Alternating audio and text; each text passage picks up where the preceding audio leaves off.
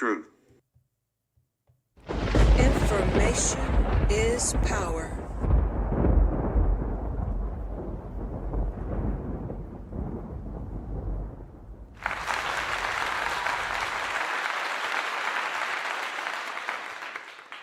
What's up, everybody? Peace. Thank you for your patience. We're here.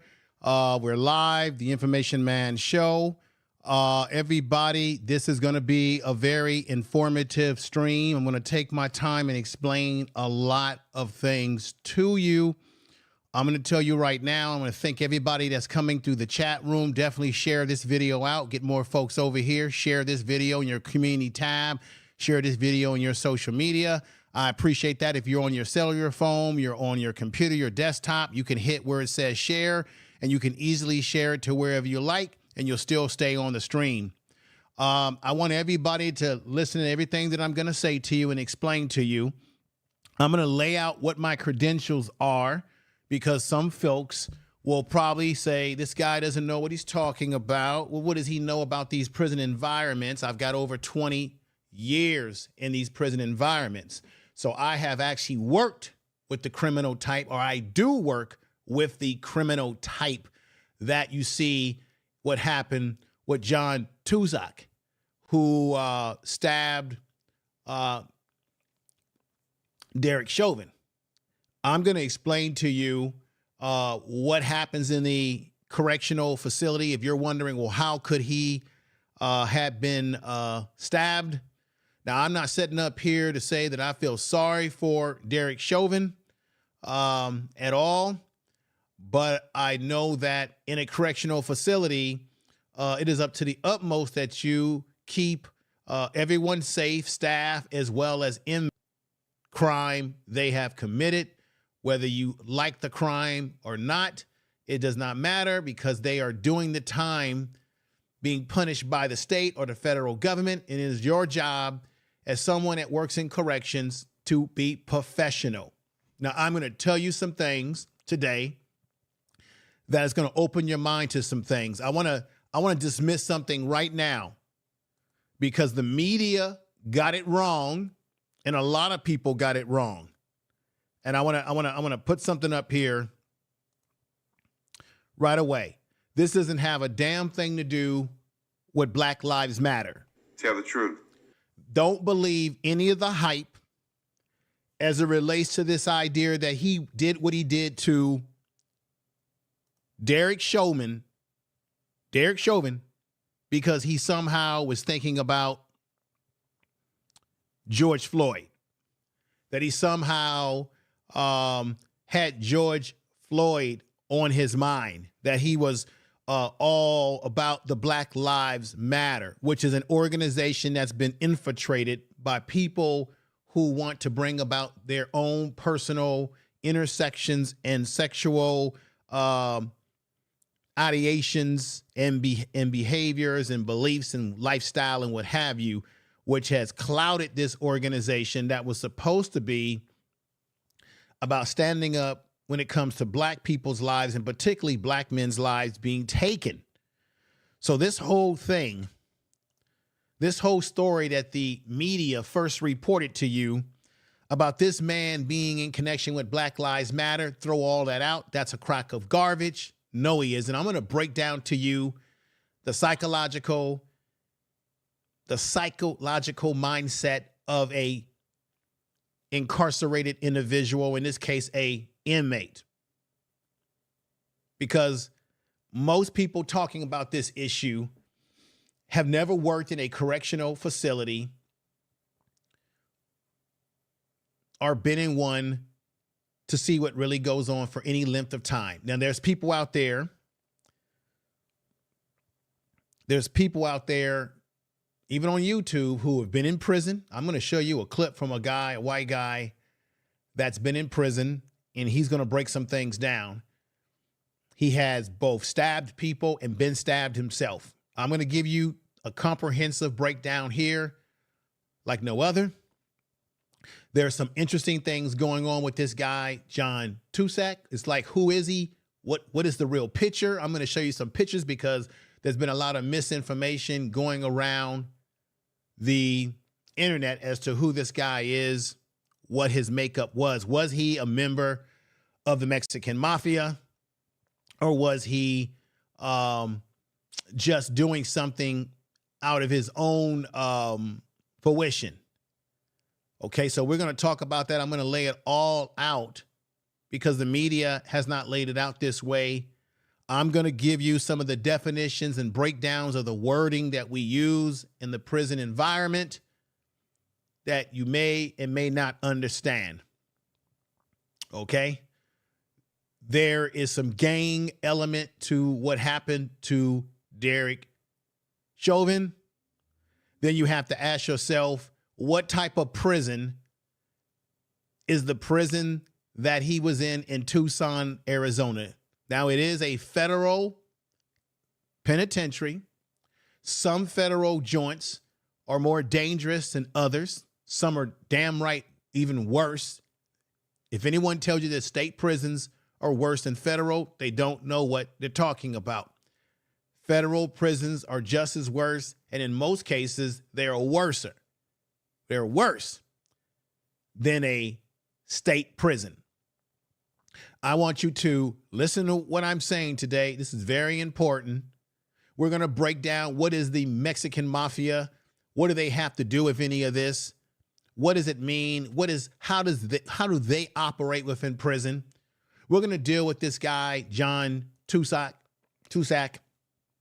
because Tucsak has a very interesting backstory, and he was doing some other things that you all need to be aware. So I saw memes where you had black people sort of praising this guy for doing what he did and using the wrong picture.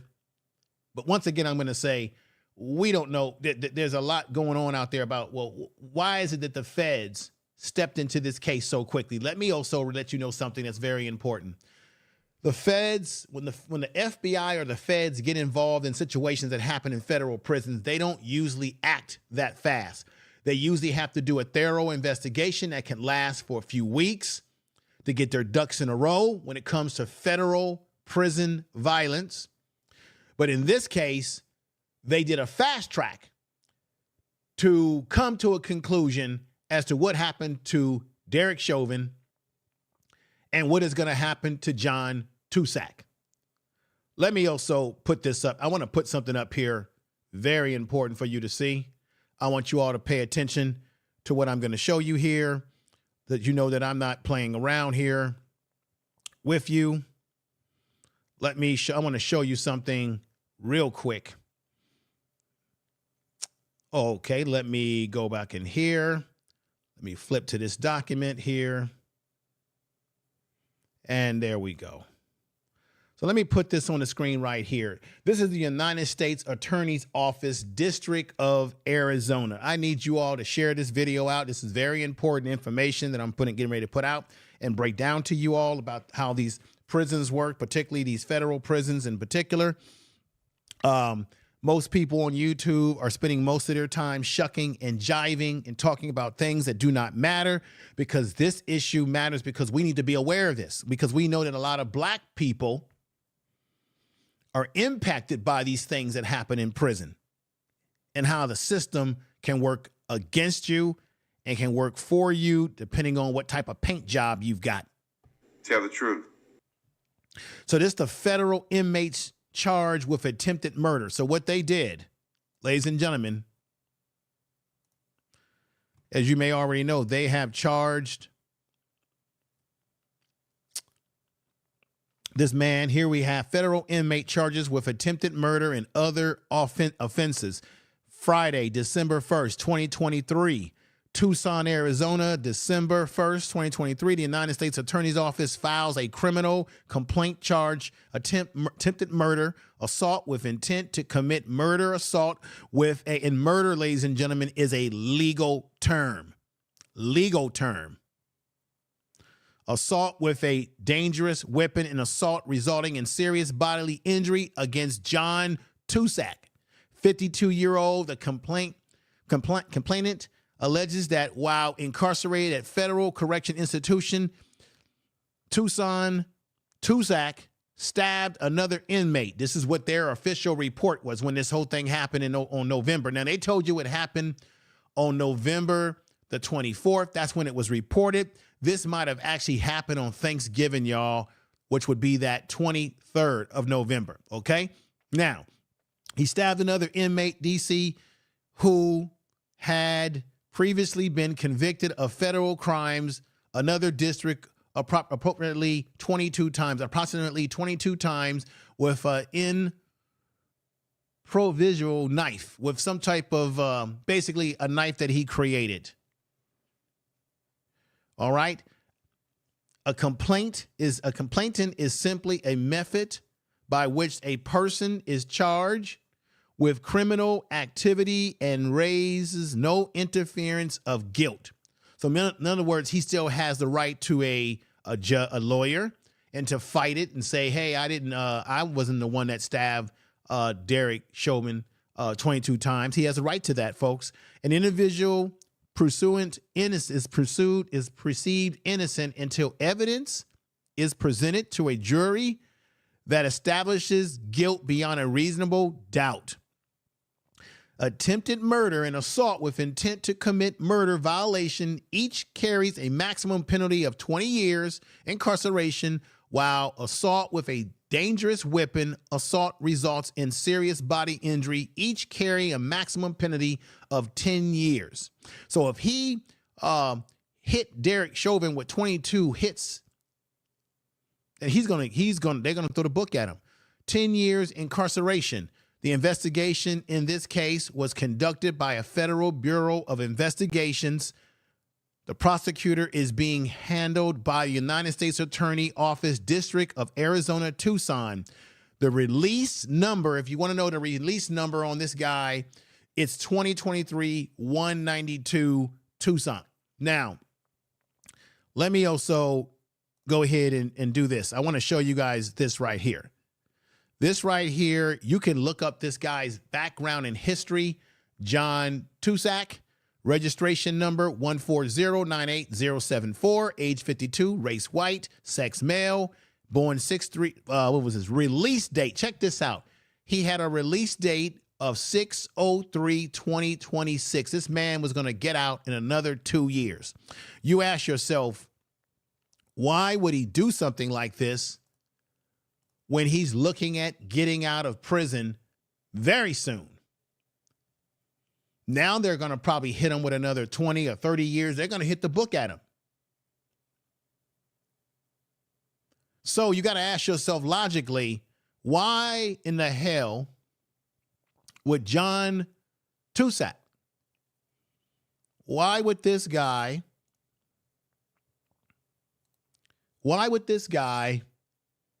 stab Derek Chauvin 22 times when he already had a date to go home in the near future? Not so distant, 2 more years.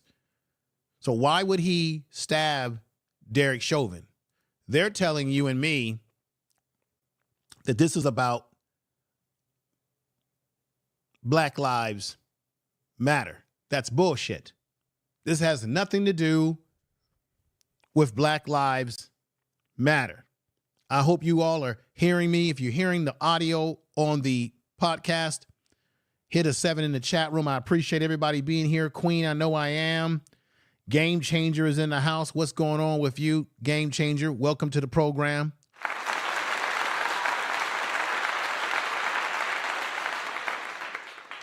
I'm going to tell you some things that are going to blow you away. Once again, this man, Turscak, in doing what he did to Derek Chauvin, was already served 22 years. 22 years of a 30-year sentence. So why did he do this to Derek Chauvin? Was Derek Chauvin worth it? Now, Derek Chauvin has already lost his appeal in the courts. Okay, he's lost his appeal. This is how he's looking right now. Typical looking inmate. This is the institution that he's in Tucson. Now, you may ask yourself, hey, wasn't Derek Chauvin in a serious, secure prison? I'm going to tell you what this prison is in Arizona, what type of prison it is, why this could have happened to Derek Chauvin in the first place. Here's another picture of the prison. You're going to learn today. Tell the truth. I've got over 20 some years dealing with inmates, Mexican Mafia, Bloods and Crips, Border Brothers, Nathaniels, Serenios, you name it, Aryan Brotherhood, the Peckerwood gang, which are white street gangs. You see, this is how it works.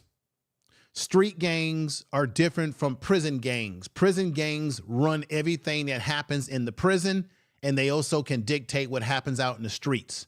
All the different when it comes to the Mexican Mafia and these Southern and Northerner Hispanic gangs that we have in California, or MS-13, you have the Mexican Mafia, which both the Serenios and Nathaniels, which are Southern Hispanic Mexican gangs in the southern part of, in California. It can also count for Arizona because it's in the West Coast, right? And then you have in California, the Nathaniels in northern part of California. But a lot of your Serenios, Southern Hispanics, because of the connection to Mexico, they're going to be they can be in any of these institutions, any of them. Most of what we call your disruptive groups, the disruptive groups are the street gangs who do the bidding of selling the drugs and in doing the enforcement on the street for the hierarchy gangs. The Mexican Mafia controls all of these Hispanic gangs to a certain degree who do their bidding. They are at the head of the table. So when they say, how does this man go from being a part of the Mexican Mafia? Now, there's some that say he's not a part of the Mexican Mafia. He's a white guy. He had he had the Aryan Brotherhood, the black gangs, Hispanic gangs that did not like him. And I'm going to tell you why they did not like him. But these gang structures don't care about black people. This is why you know that the Black Lives Matter part of this is bullshit. Tell the truth. They don't they don't care about black people. There's another hidden reason why Derek Chauvin got stabbed. There's a lot of areas that could have taken place, and I'm going to explain that. I'm also going to play a news clip. There's a guy who's claiming that he has a friend named Smokey that's inside that prison that gave him some information about what's really going down with John Tucsak. Now, this is the issue. This is the problem. I want to clean something up. A lot of people thought that this man was John Tucsak. That is, how can I say, that was false. Wrong. I almost got fooled by it because I had put him on the thumbnail originally. This man is a businessman who died in a Georgia, nobody's telling you this, who died in a Georgia prison. He never made it. This man is deceased.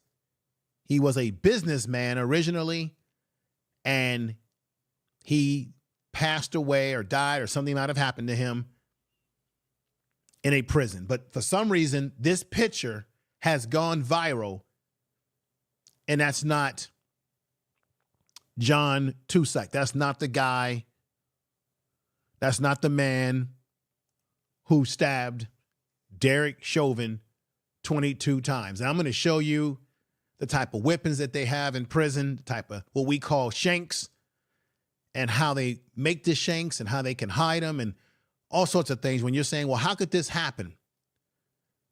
Folks, it doesn't matter what type of prison you're in. High security prison, max security prison, prison period is a dangerous place for any man or woman to be in. Anything can happen. I myself have seen and witnessed things. I won't go into it on this stream. Those things will be kept private. But I have witnessed and seen lots of shit. Now, somehow this man here, everybody was celebrating, saying, oh, yeah, you got Derek Chauvin. Yeah, invite him to the picnic. You invited black folks. Stop it. These are criminals. This man, these criminals, this is not even the right guy. Then, and I'm showing these pictures because, hell, God knows what they're trying to hide in the media. Here's another man who is white supremacist to the T. I'm showing these pictures because some think that this man is John Tucsak. And then the question is he? Could he? Because the media or the feds have been tight-nipped with not wanting to show the face of the person who did it. I don't know why. He's already in prison. What the hell are you hiding? Why did the feds come into this case so quickly when they normally don't do it? Are they trying to clean up some loose ends here? We don't talk about it. So this is another photo that was floating out there. And then there's a guy that I follow on YouTube who has a YouTube channel who does investigation. And he did a deep dive and dug up this photo right here.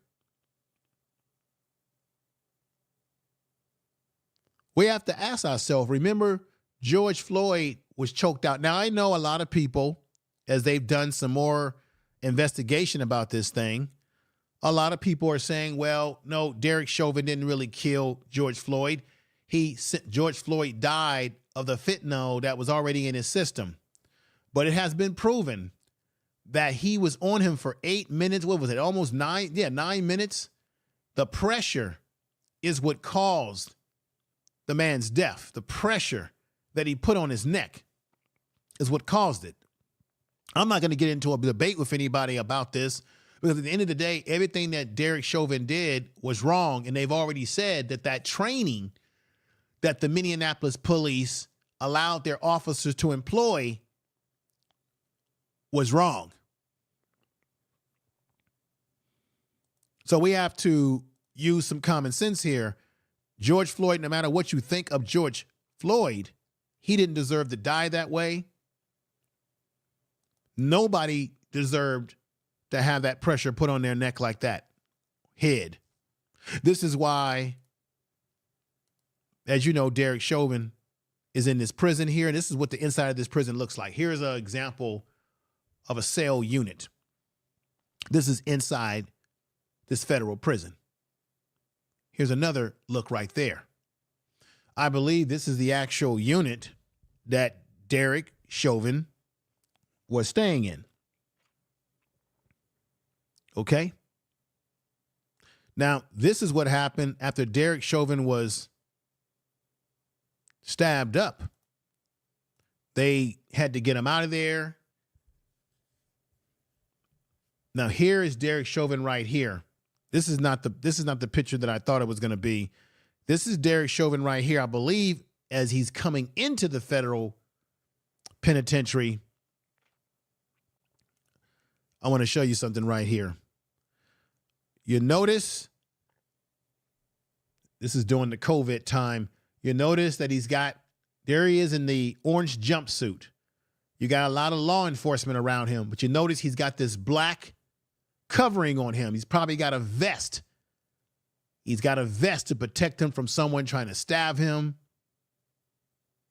because stabbings do go on in federal pens, state pens. It is a reality of prison. So that's Derek Chauvin. Now you ask yourself, how did he survive 22?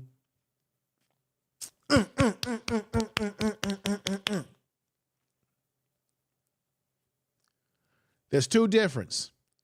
I've seen it with my own eyes. Guys can get stabbed with boom, boom, boom, boom, boom. And then there's guys that go tick, tick, tick, slowly sending a message to you. Now, let me read this.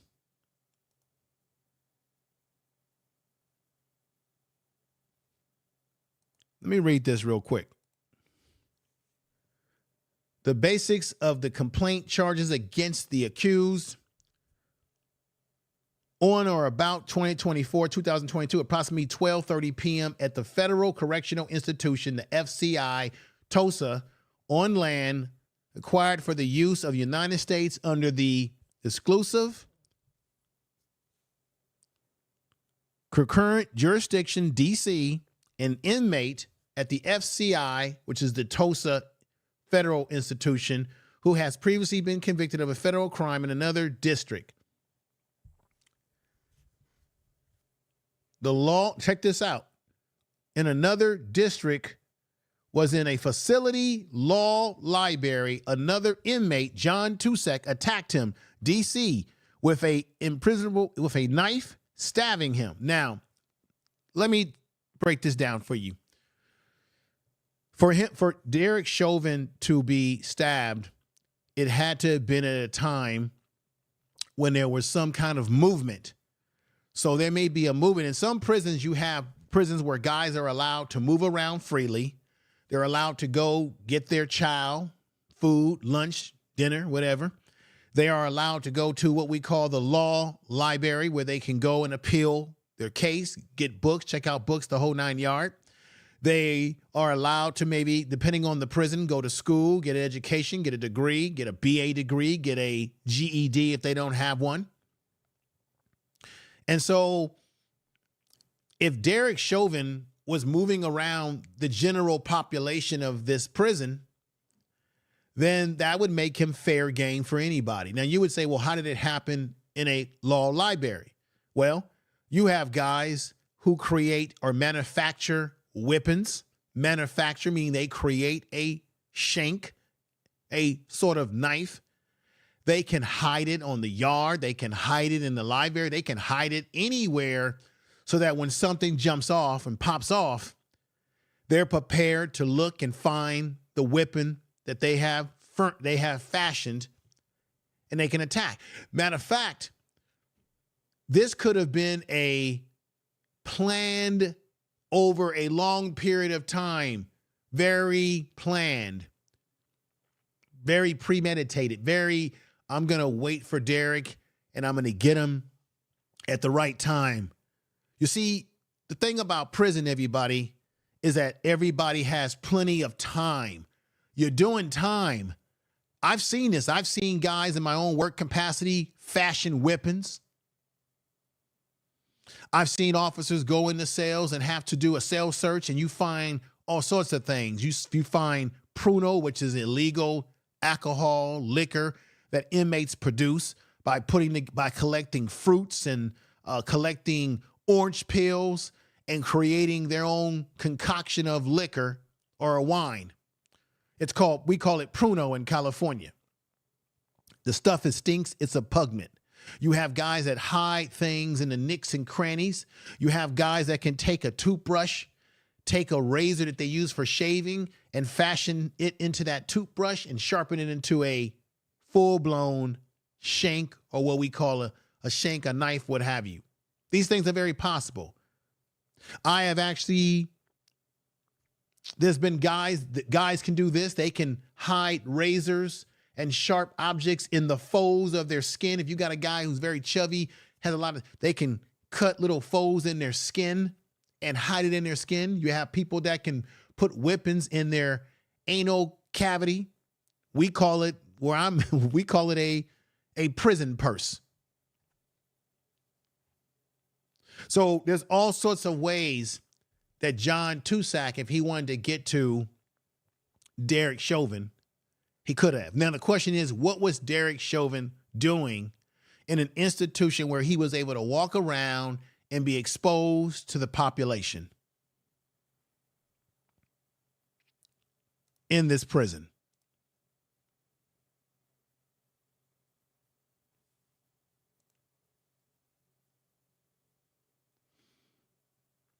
let me just let you know real quick before I go into detail there about this man's background. He was a former FBI informant. He got 30 years in prison. A former Mexican Mafia member. Now, there's people now trying to say, nah, he ain't really a part of Mexican Mafia. There's people that say, no, he is. A former Mexican Mafia member. Folks, he's not a member. I'm going to tell you why. A former Mexican Mafia member who admitted carrying out a number of crimes while working as an undercover FBI informant. This is why he's not Mexican Mafia no more. Was sentenced Monday in Los Angeles federal court to 30 years in prison. He's done 22 years of that currently. John Tucson, 30 years old, expressed bitter disappointment with his sentence. He told the United States District Judge Howard, I did not commit those crimes for kicks. I did them because I had to, if I wanted to stay alive. I told that to the FBI agents and they just said, do what you have to do. So he's claiming that the FBI agents knew he was an informant. He told them that he was going to do what he had to do and that they didn't listen to the warning. So this is a man. This is why there's something that they're trying to clean up here. Allegedly. This whole thing is fishy. Don't believe this Black Lives Matter crap. Don't believe this. He was thinking about what happened to George Floyd and he felt bad for a black man or black people. Don't believe that bullshit. This has got nothing to do with that. That's been the bullshit narrative that the media has ran with and has ran with poorly.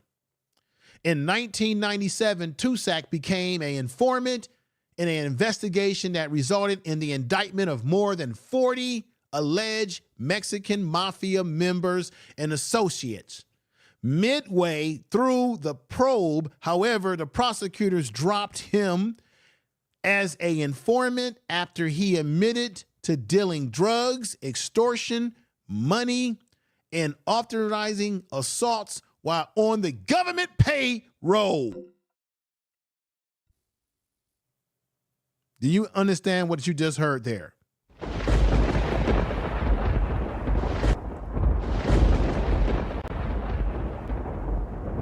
This man was on the government payroll. Why? While selling drugs, extortion, manipulation.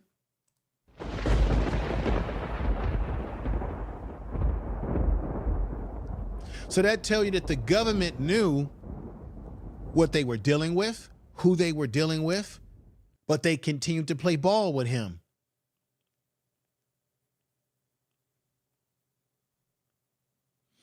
I just want you to know what his background is as we get deeper into this. Here's some more information on him. The United States of America versus John Turscak.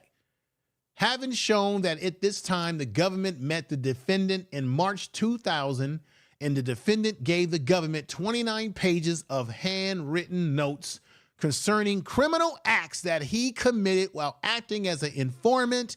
The government already had this information. This is the information man, y'all. Tell the truth.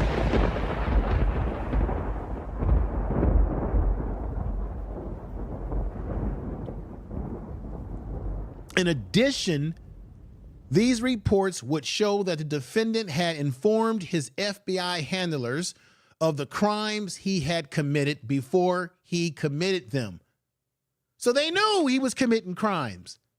But the bigger picture was they had to get the Mexican Mafia members. So they weren't concerned about, allegedly, it appears, let me correct, this is YouTube, I gotta be correct here. It appears like, y'all know why I'm saying this, like the government, the feds knew he was doing some dirt out there in the streets. Allowed him to do it. It allegedly sounds like they allowed him to do his dirt. because he was getting the big boys that they wanted allegedly, and therefore they didn't look to grab him up until he did what they needed him to do, and then all of a sudden they put him in prison. The defendant was going to commit these crimes. Thank you, Queen I Know I Am. Thank you, Deborah Guns. Thank you, Empress Goddess, for being here. Golden Melanin, I see you all. I appreciate you all. Before committing, but that although the FBI knew in advance that the defendant was going to commit these crimes, the government never did anything to stop him. This was back in 2000 when I guess he was appealing something and they went to court.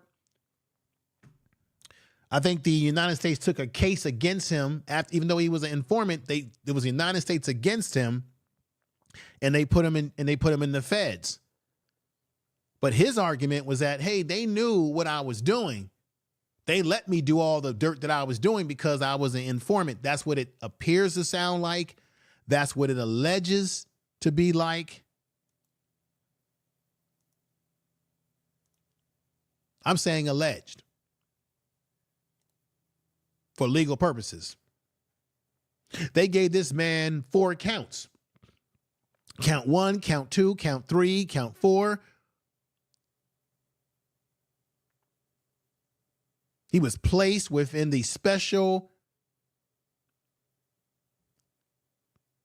territory jurisdiction of the United States, namely a Federal Correctional Institution, TOSA, on land acquired for the use of the United States under exclusive. So this man that stabbed Derek Chauvin was quite a character. He was a criminal of the highest level. But he was also considered, to people who live the street life, the Mexican Mafia, to other inmates in the prison, they saw John Tucsak as a rat, as a squiller, a man who gave up state's evidence, which means he's a no good member. That's why I'm saying he ain't a member of the Mexican Mafia, because once he did what he did, the Mexican Mafia wants him deleted. They don't see him. He is what they call he is not a member of good standing. He's not a member, because once he gave up state's evidence and turned on the Mexican Mafia, that means they call it a green light. All green light has been turned on John Tucsak. They want him. They want this man to pay the price. I'm just letting it low. This is the man who stabbed Derek Chauvin. And I'm not laying this all out because I feel sorry for Derek Chauvin. I do not feel sorry for Derek Chauvin. Derek Chauvin is exactly where he needs to be, and he's experiencing the unpredictable correctional environment. Tell the truth. He's exactly where he needs to be, oh reliable. He's exactly where he needs to be, Jonathan Kidd. He's exactly where he needs to be, Jill's Chocolate Boutique. He's exactly where he needs to be, Glow Glow. He's exactly where he needs to be the Difference Clothing. Beautiful Be the Difference Clothing, girl. You've been looking good on those Instagram. Let me not get off a track here, but thank you for coming over.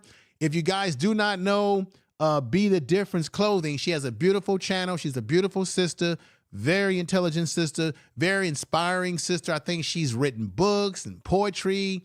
Go check her out. Be the Difference Clothing. You can drop the link to your channel. I don't care, especially if you're a modded up person. Share and share alike. We need to be supporting each other just like you're supporting me today. So I appreciate you coming over. Screwlistic is in the house. What's going on, Screwlistic? Good to see you over here. Good to see you. Screwlistic, you've been rocking with me for a long time. I should have modded you up a long time ago, but here you go. Here you go, brother. Here you go. Boom. Screwlistic, Deborah Guns, Narratives and Dialogue. I thank you all for being here.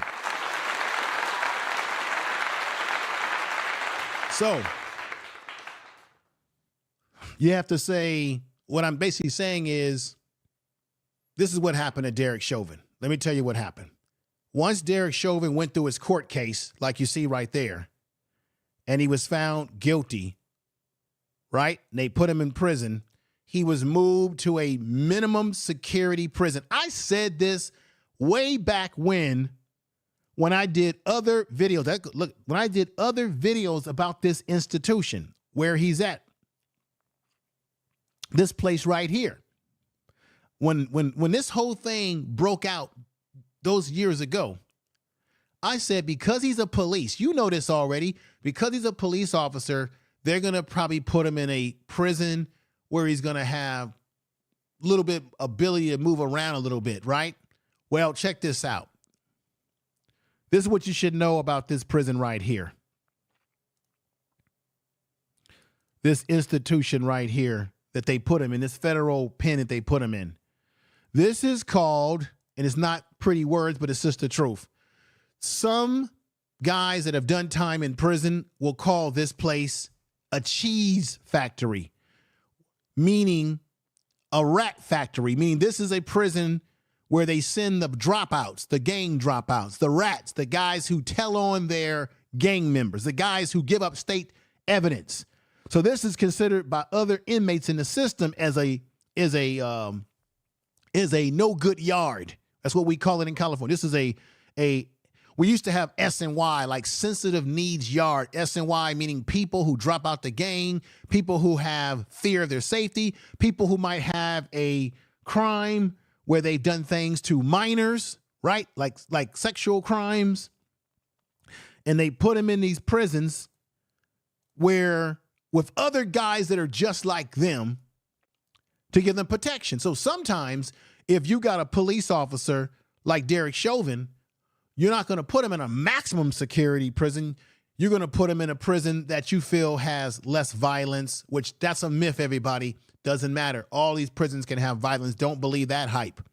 So they put him in an institution that's known for a yard, a line, as we call it. That line in there is seen as a line of no good inmates, guys that nobody else respects in the system.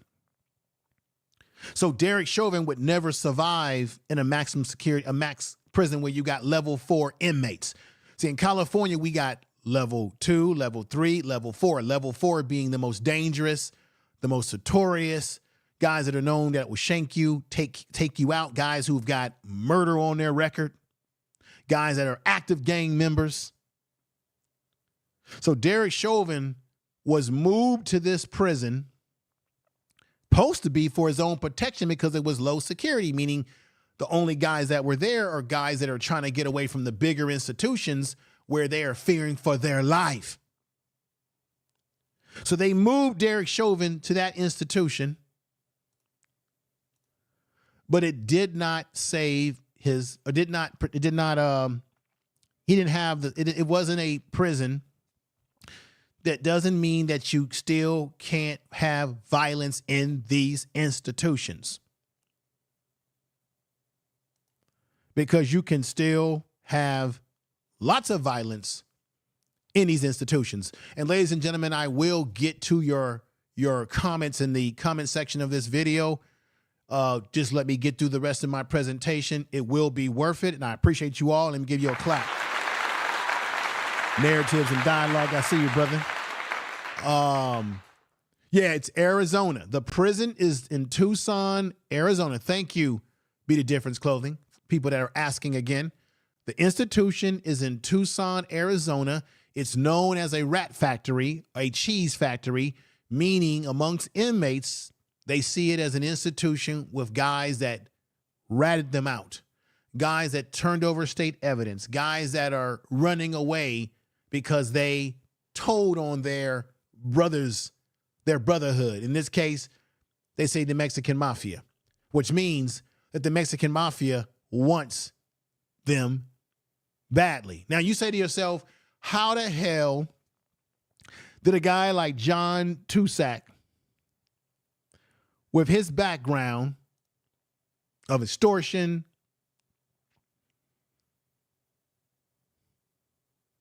money laundering, selling drugs, being a punk. How did he get into this institution?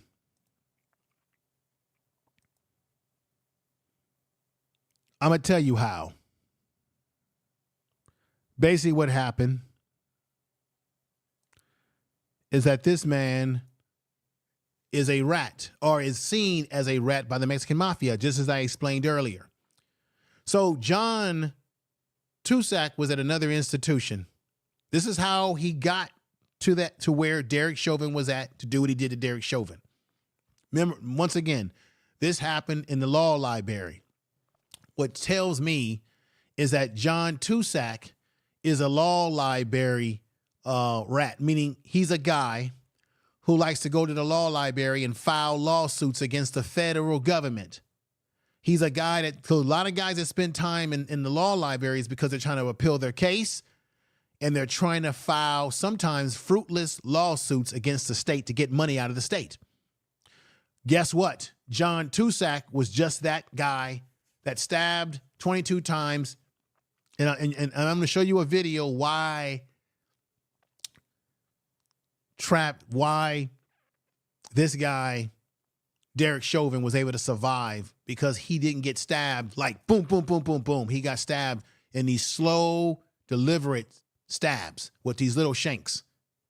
And I'm going to have someone that was in prison, a guy who has a YouTube channel. He knows exactly what he's talking about too, who's going to give you some breakdown in that area in just a moment.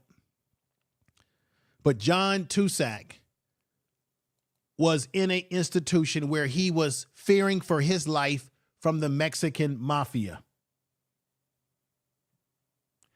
He made it known on several occasions that he felt unsafe. What happened to him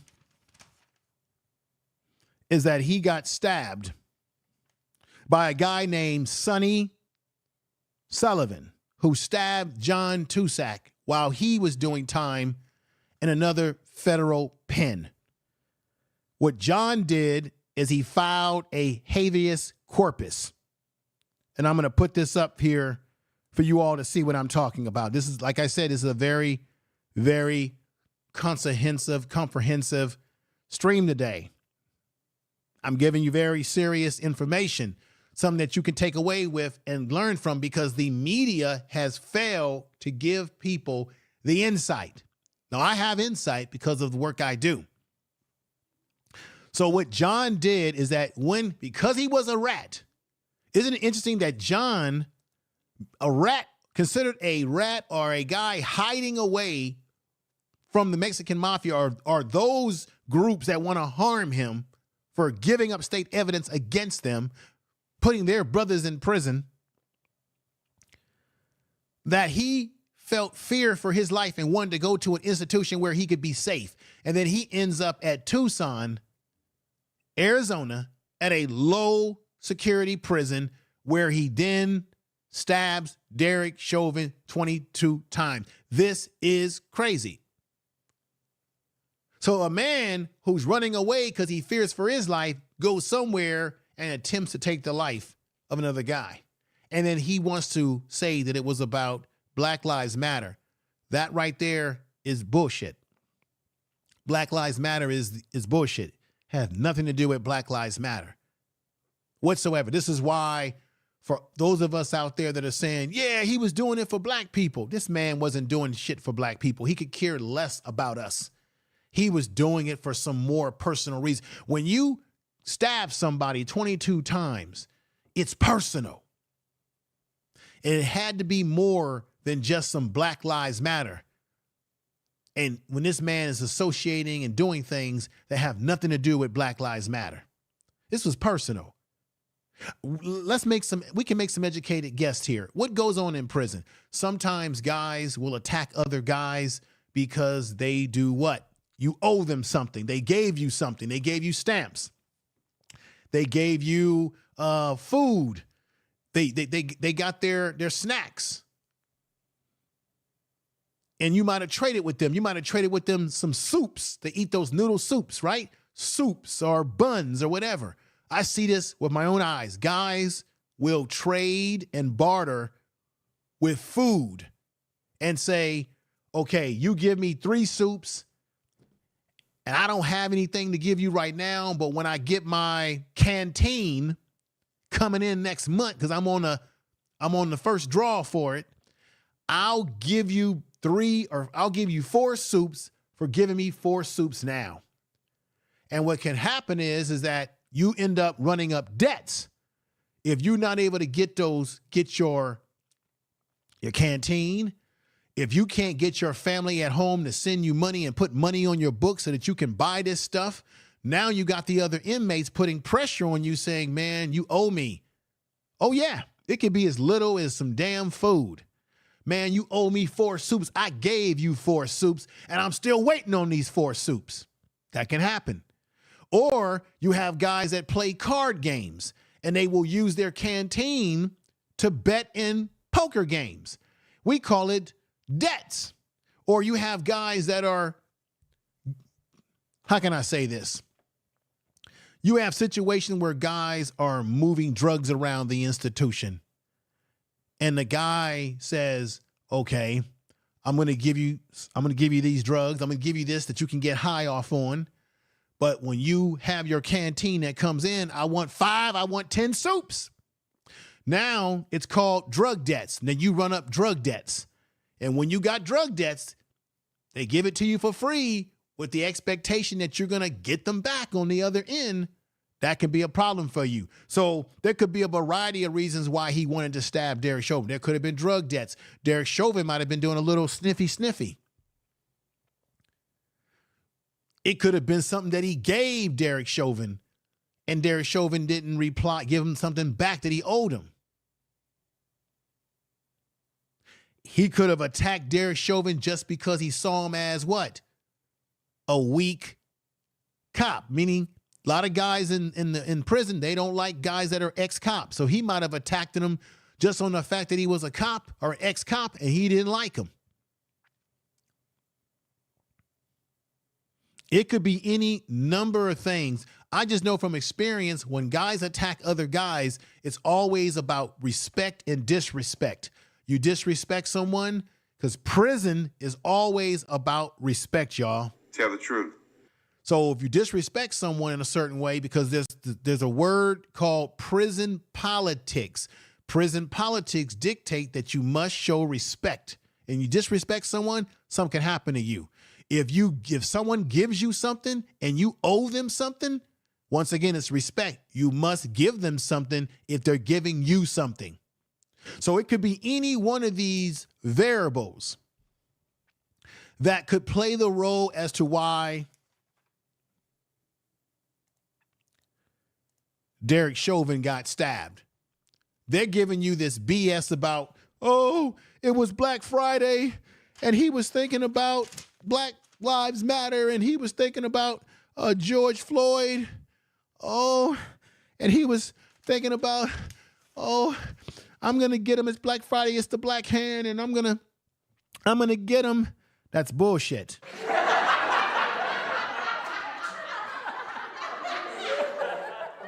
These kind of folks don't give a damn about black people. In prison is a place where guys are highly narcissistic. They have narcissistic traits. You have guys in prison that are psychopaths. This guy, said.Turscak, could have been a psychopath. Psychopaths don't care about anybody. They have no sympathy. They have no empathy, no nothing. So that's another area that the media doesn't touch on, that I'm touching on. You've got guys in prison who prey on people that they see as weak. They will size you up every day to Sunday. They will size you up. So he might have attacked Derek Chauvin because he saw him as weak, vulnerable. He saw him as, I can punk him, I can send a message. Now, the fact that Derek Chauvin didn't die, and they usually will stab you to send a message by poking at you like do, not do, but do. It's to send a message. Derek Chauvin's alive because this guy was trying to send a message. And he said out of his own mouth, at least it was quoted by the news, that he said that if they had not shown up to stop what was happening, that he would have eventually killed Derek Chauvin. Once again, Why? This is the question that's puzzling me about what he did to Derek Chauvin. Why did John Tucsak, why did he do this when he had, ladies and gentlemen, 2 years to the house to parole from prison? I'm going to tell you why. Because once again, he had the Mexican Mafia after him. They can get you in prison. They can get you in the streets. But check this out. He might have been more safe in prison than he would be on the streets, because you wouldn't have the protection of officers, correctional officers, to hide your ass in a cell, put you on administrative segregation, or what we call the shoe. The shoe is where they segregate you and nobody can have access to you. You go to shower, you go to a yard by yourself, or they put you into this little air space where it's just you out there exercising, getting some air, fresh air, whatever. You don't go to the chow to get your meals. You're not in general population. They bring your meals to you. No one's supposed to be able to touch you. No other inmate. You're not supposed to be around any other inmates, any social capacity. What happened to John Tucsak is that when he was in a federal institution, he kept writing complaints and screaming about how the other inmates were out to kill him. The Mexican Mafia was out to kill him, that his life was in danger, and that he felt that the state wasn't acting fast enough to help him, that he said he was going under mental anguish. He had already been stabbed once. But check this out. Once he petitioned a habeas corpus, let me put this up here right here. Boom. Look at that very closely. United States District Court, Central District of California, Western Division, John Tucsak petition. Henry Lamp, Director of Bureau of Prisons, responded. This constitutes a notice of entry as required by the Prop Rule 77. The present petition for federal habeas corpus relief under 28 U.S.C. 2241 was filed on February 7, 2005. The petition, John Tucsak, is a prisoner in federal custody pursuant to a 2001 conviction in the court. However, the present petition does not challenge the petitioner, the conviction, or the sentence. Instead, it is challenged the legalities of the conditions under which the petitioner, which is John Tucsak, this guy right here,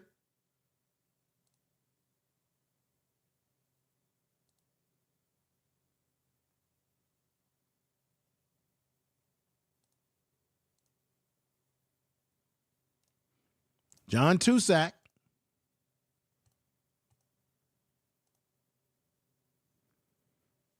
under the legalities of conditions under which the petitioner is incarcerated. So he's talking about his conditions, which those conditions were what? The fear that this man had of his life because of being what they called a rat, that he needed to be put in special custody. Now, he was told that he would be under protection when he went into the feds, but he was still screaming that he still was not feeling safe.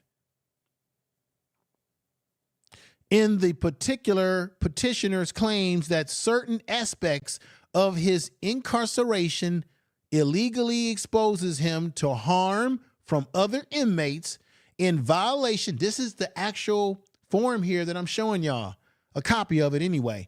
Violation of the Bureau of Prison Regulations and petitioners constituting rights. Do y'all see everybody, if you're hearing what I'm saying, if you're hearing me clearly, please be my guest and put sevens in that chat room and get the algorithms cranking over here, please. I'm giving you an education. I'm giving you a breakdown you're not going to get from too many people. There'll be people on YouTube who know this stuff that will give you a breakdown, but there ain't too many people within Black YouTube going to break this down like you. because we spending too much time on dumb panels talking about stuff that don't matter. The reason why this is important because this affects black men who are incarcerated and black women who get incarcerated. Because remember, there is 6%, check this out, 6% of inmates in prison are innocent. Those are the numbers, 6%. And there are people who are innocent of their crime, who are in bad situations. They got to try to get themselves out. Now, this guy is bad. Nobody's apologizing for Tucson. And I'm not feeling bad that he did what he did to Derek Chauvin at all, y'all. I have no sympathy, no empathy for Derek Chauvin because Derek Chauvin showed no sympathy and no empathy for George Floyd. And we know that, right? He showed no empathy, no sympathy for George Floyd whatsoever. So I'm not feeling no empathy and sympathy for him at all. Okay, this once again is a reminder to you all, this is not about Black Lives Matter. That's a lie. This man has no association with Black Lives Matter. That's just something that he told them when he got in trouble. Now, the reason why I know this for a fact is because even when I deal with guys, they will lie to you. These guys will lie about anything to protect themselves. They will lie if it makes them look sympathetic. They will lie if it gives them an edge. They will lie if it gets them to another institution that they want to go to. They will lie. They're not our friends. Oh, no. They will lie if it gives them an edge over other inmates, if it gives them better housing.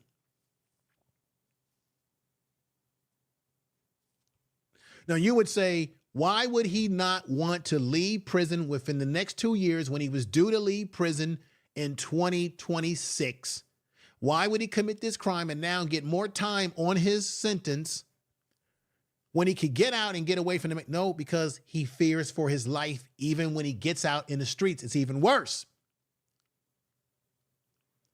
So what happened when he petitioned and he said that the system was not doing its job, and he petitioned and he filed his suits and he said that his life is in danger, that this has been excruciating for him mentally and physically, that he has been harmed because they put him in a what? They put him in a shoe. Once again, a shoe is an isolated situation in prison where you go to your own personal small little yard to exercise, or they put you in a cage. That's the politically incorrect way to say it. They'll say holding cell, but old school officers say a cage, or some inmates will say a cage to exercise. You do not come out and socialize. You're in a controlled environment. But now Tucson tried to claim that even when he was in a shoe, that he got attacked by another inmate who stabbed him, and he spent 5 months healing from being stabbed. He claimed that he was stabbed by a guy by the name of Sonny Sullivan. So here's a guy who was stabbed himself and goes to Tucson, Arizona, where he does the same thing that he claimed was done to him, or was done to him, where he was attacked.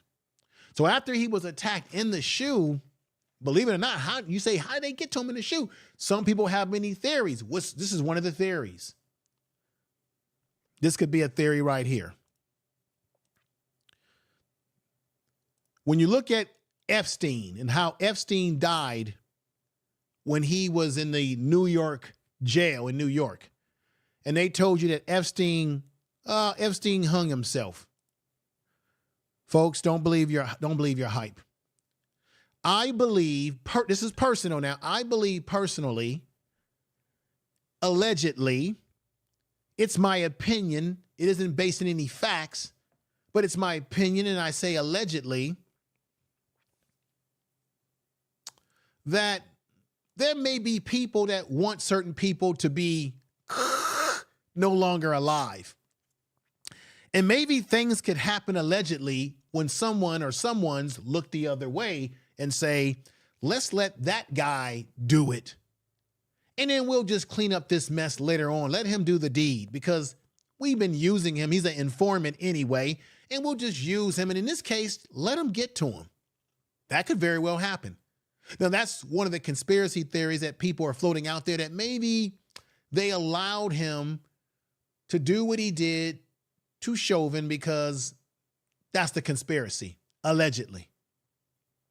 And you got to say, well, he was moved from one institution to the Tucson, Arizona, because it was a lower security, because he was saying, I need protection. So as a result of him filing his habeas corpus under the laws of this country federally, they were finally sick of him, sick of dealing with him, and they moved him to the institution that you see right here. So now you got a guy who has a violent history, who has been a perpetrator, a psychopath, who's a perpetrator, allegedly a psychopath, a perpetrator of affecting other people.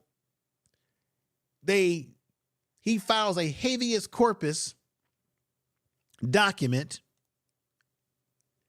gets himself moved out of the institution that he came from to this institution you see right here. Because he was concerned that the Black Hand was going to get him. Woo, woo. What is the Black Hand, y'all? Woo, woo. Now remember this as a reminder.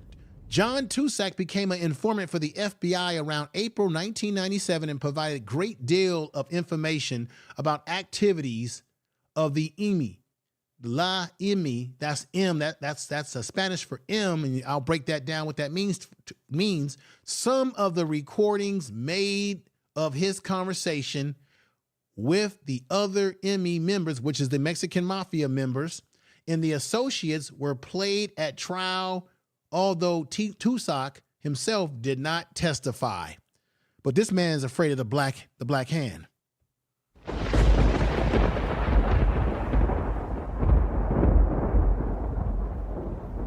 This is why he wanted out of there, folks, the Black Hand. I want y'all all to pay attention. So when you see someone that has this tattoo, which we call the Black Hand, this is a symbolism that many Mexican Mafia members will wear on their body. Here's another one that you should pay attention to right here. This guy right here is an infamous gangster right here, and was a high-ranking member in the Mexican Mafia, and he gave state evidence just like John Tucsak. And he's another guy that they got under protective custody in the whole 9 yards. But he ratted out his own folks as well. And there he is with the Black Hand, which some people say the Black Hand means death. When the Black Hand symbol represents death, destruction. But this is what it also represents. Check this out. I'm going to read this to you. This is important. It is said that the name Mexican Mafia was to show organization similar to the American Mafia, but it was later changed to not be confused with it.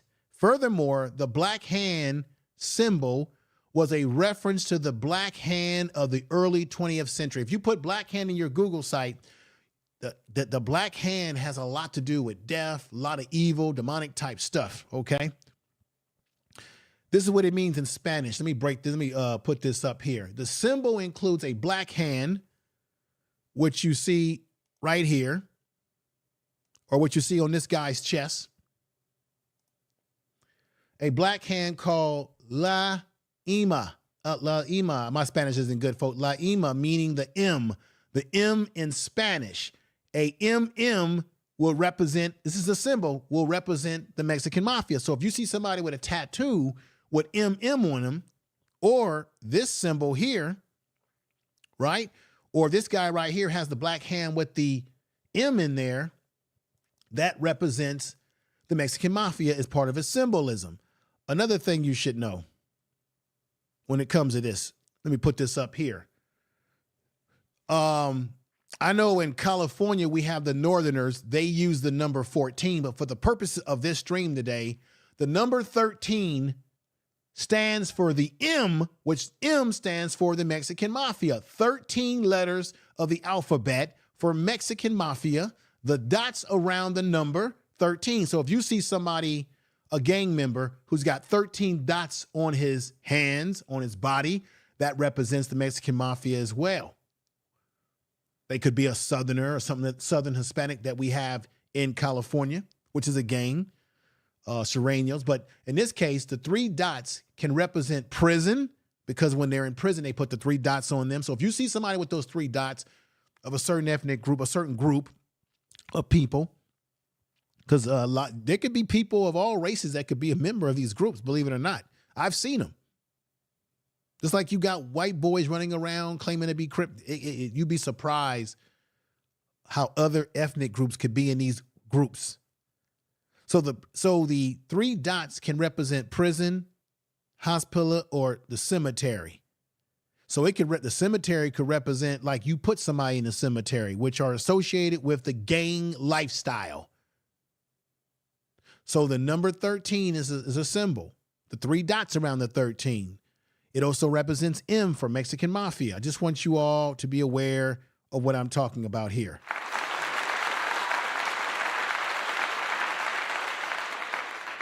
Ladies and gentlemen, are you with me in the chat room? Let me know by 7 if you're following along, if you're getting the lesson plan that I'm putting out today, which is based on nothing that I made up.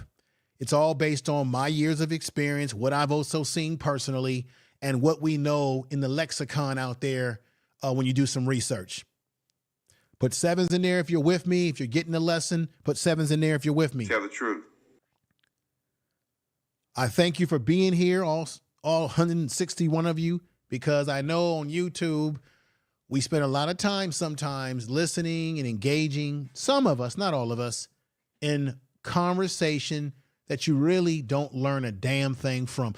You need to know this. This is another reason why you need to know this, because guess what, black people? There's a green light on us. Remember, a couple of years ago, I did a video. For those of you that's been rocking with me for a long time, remember I did a video about how you had Mexican gangs in Los Angeles bombing black people out of their project, there was a project area. It was called Baldwin, not Baldwin Hills. That's a rich area, but it was called Heights something. Somebody in the chat room, if you know the name, drop it in the chat room. But there was a community in Los Angeles where you had these Mexican gangs coming from Southern Cal, in the Southern Cal area, and also coming from over the border. And they had a green light to get rid of black people. They would create mate cocktails, throw them through the windows of black people's apartments to burn black people out of these communities because they want the territory for drug sales and control. That was in Los Angeles. There has been a green light on black folks from these Mexican Mafia groups for quite a time. They got no respect. So that's why this ain't got nothing to do, and I know this personally just from my own research and what I'm privy to in my own occupation. If you're liking if you're liking the information that you got here, you're feeling me, put those 7s in there. Make sure that you subscribe to this channel. Thank you for watching. Like and comment and share this video. It's a must. It's important. I thank you for being here. And remember, you can find me on Facebook. The Information Man Show is on the Facebook page. Check that out. You can find me on Instagram. You can find me, I'm going to call it Twitter. I ain't calling it X. That sounds goofy. Okay? And you can find me, obviously, on YouTube right here, everybody. Thank you.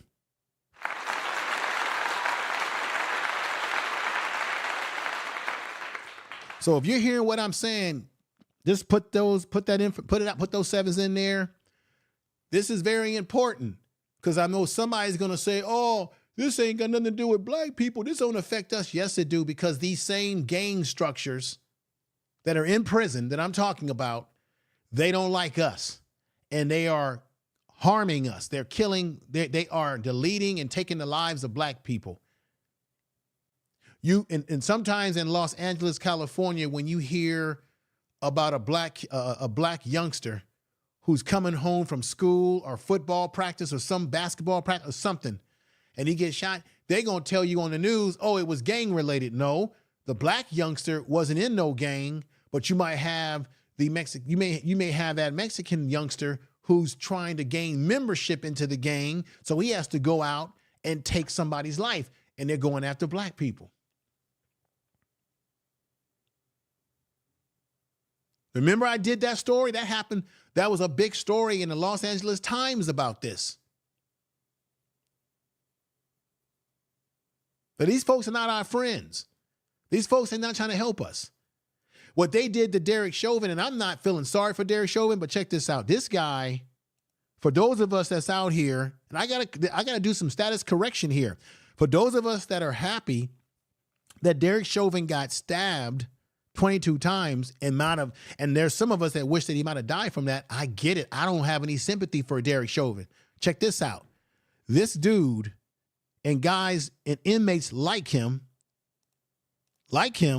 and this guy right here, shit, who knows? This might be the guy I'm talking about. There's so much going on. These type of guys, they will stab people like me and you just the damn same because they don't like black people. And did you know that the Mexican Mafia, these Southern, especially these Southern Mexican gangs, do you know that they will collaborate with the white supremacists or white people who think they are supreme? Yeah, Tell the truth. that's how it works. The Mexican Mafia does business with the Aryan Brotherhood. It's all over drugs. Who's going to control the drug trade in prison and out of prison? The prison politics, the politics in the street. So when you say, oh, thank you for doing this to Chauvin, hey, look, I don't care about Derek Chauvin. What happened to him was going to happen. It happened. But I want black folks to realize that while you cheer on what he did, this man would stab a black person just the damn same. This man and many of them like these kind of criminal, or even this guy right here, when he was doing his thing in the heyday, this is an old picture of him. These guys didn't like black people. They would stab us. They would harm us. They would have their little gang members on the street, which is called the disruptive groups that they control, the gangs on the streets. They would give them the assignment to knock us over the head, to shank us. So I just want y'all to keep that in perspective as people were cheering on the wrong person using this guy's picture when it wasn't this guy. This guy was a businessman who is no longer alive and was in a Georgia prison. But that's not the John Tucsak that everybody thought. But these gang members, these prison members, they'll kill you. They'll kill black folks. They don't kill you. They do what they do out of convenience for themselves, not for us. That's why when the media ran with this Black Lives Matter bullshit, oh, I knew it was bullshit. Look. Let me read a headline here. Why John Tucsak? Let me hang on for a minute. Let me read this headline. This is some BS right here. And this is why I want y'all to pay attention. This is what the headline was reading. Why John Tucsak stabbed Derek Chauvin. This is the BS right here. During a shocking incident Black Friday, John Tucsak intentionally targeted Derek Chauvin reportedly as a symbol of gesture linking to the Black Lives Matter movement. The assault took place approximately at 12:30 p.m. BS. He didn't care about no Black Lives Matter. These guys will lie and tell you any reason that they did what they did, but they're not going to tell you the real reason. And the feds, I'm going to repeat this again because I said this in the beginning of the program. When guys are in federal prison and something goes down like this, it usually takes the FBI, the feds, weeks to do their reports and come with their findings. They fast-tracked this faster than anything because Derek Chauvin, of course, he's high profile, but I think that they fast-tracked it, in my opinion, allegedly, because they wanted to clean up the mess real quick, because there's something more to this. I want y'all to hear something. I'm going to read something to you. I'm going to paraphrase something. This is a guy who claims that he knows somebody inside this prison, and I'm going to show you the video to this. This reporter claims, this guy is a reporter who claims to have received a phone call from a burner phone. You know what a burner phone is? A phone that you can, and these guys get phones. These guys do get phones in the prison that they smuggle in along with the drugs. This guy claims that a guy with a burner phone that he knows, a friend of his, called Smokey, that said that Turscak was a federal informant for the FBI 97, 98, where he helped the FBI. We know that. I explained that. He said that John Turscak was only 30 months away from getting out after serving 21 plus years, 22, 21, give or take a little.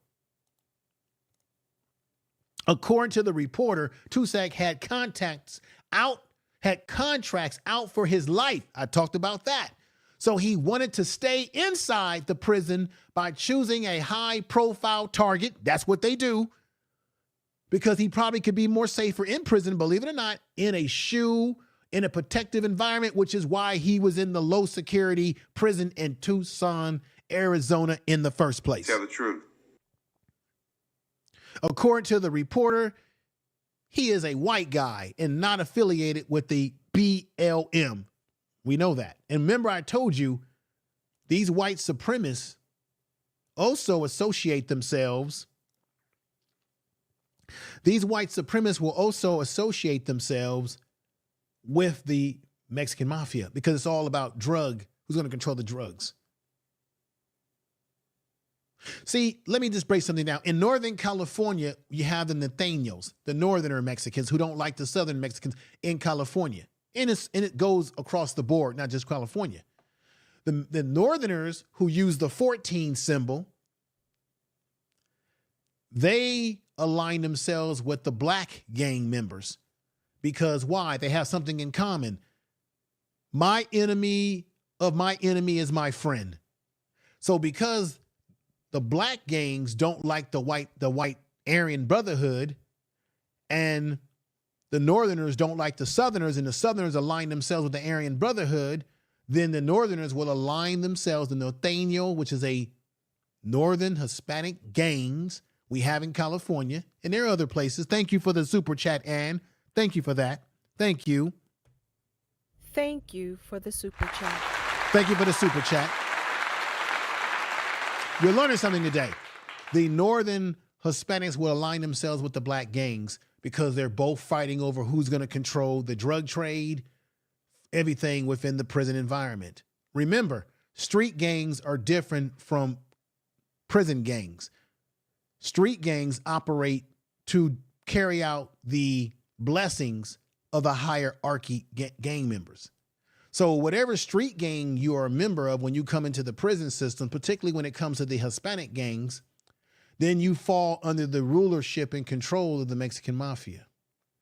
Or you fall under their control, period, inside and out.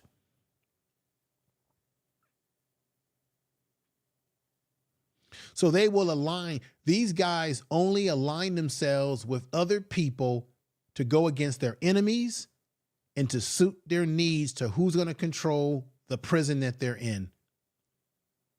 That's why this whole Black Lives Matter thing is a bunch of hoax. It's a bunch of bullshit. This is not how these inmates operate. They're opportunists. Some of them are psychopaths. Some of them have no empathy and sympathy. Some of them are, it's about dog eat dog. I'm going to get it.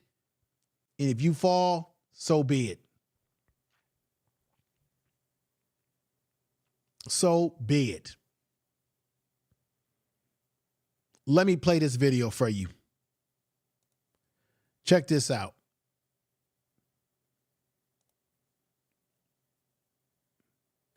Now I see you. Tell me what the phone call was that you got and what was said. So I got a phone call from my friend Smokey. He's an inmate inside over at Tucson. And here's the deal. This guy, John Turscak, He was a federal informant for the FBI like in 97, 98. And he cooperated in a huge Mexican Mafia investigation. There was like 40 people. Now, he picked up a grip of time himself. The guy's been locked up for what, 20, 22 years? This is fair use for the purpose of educating, the purpose of critical analysis, news reporting, and parody. This is fair use. He's 30 months to the gate, as they say. He's 30 months to getting out.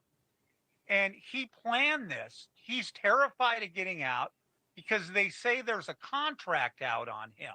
Mm-hmm. So he wanted to stay inside the prison.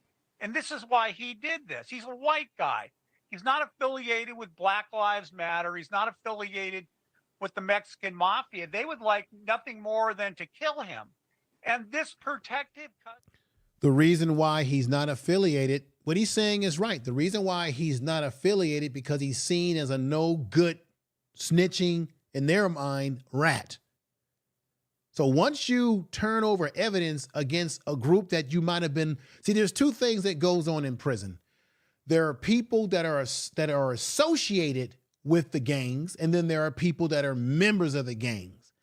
So just because, so he might have been associated with this gang, with this Mexican Mafia, or he could have been a member. But either way, whether he was an associate, whether he was a member, if he turned over any evidence against them, they're going to see him as a member no more, or even an associate. They're going to see him as a rat, a no good individual, right? And they're going to see him as someone that needs to PC up. PC up meaning he needs protective custody environment. Let's get back to it. And nobody's going to break it down to you like this. Nobody. city stuff. Tucson Medium, I mean, he's not PC. He has run of the yard. Right, There's run of the different yard. kinds of federal prison, although having like minimum, low, medium, and high. Right. So I had said that already, that when they put him in that medium institution in Tucson, Arizona, that gave him cold blanche to being able to move around in population, which is why he was able to get to Derek Chauvin. That means that they didn't have Derek Chauvin isolated. They didn't have him in administrative segregation. They didn't have Derek Chauvin in a SHU. That's probably not even a SHU institution.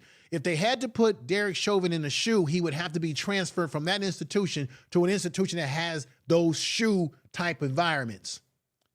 So they probably sent Derek Chauvin there for thinking that he wouldn't get it. No one would really harm him because everybody there is hiding out themselves. But this is what I'm trying to tell you. It doesn't matter. It doesn't matter if you have a yard full of guys that are what we call rats, tattletales, people who turned against their own gang members, people who sold out state's evidence. It don't matter because there's no honor amongst thieves. Information is power.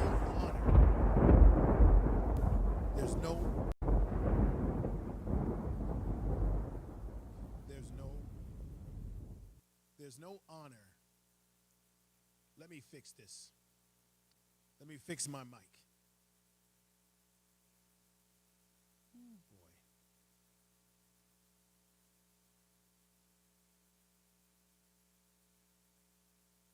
Hang on, folks.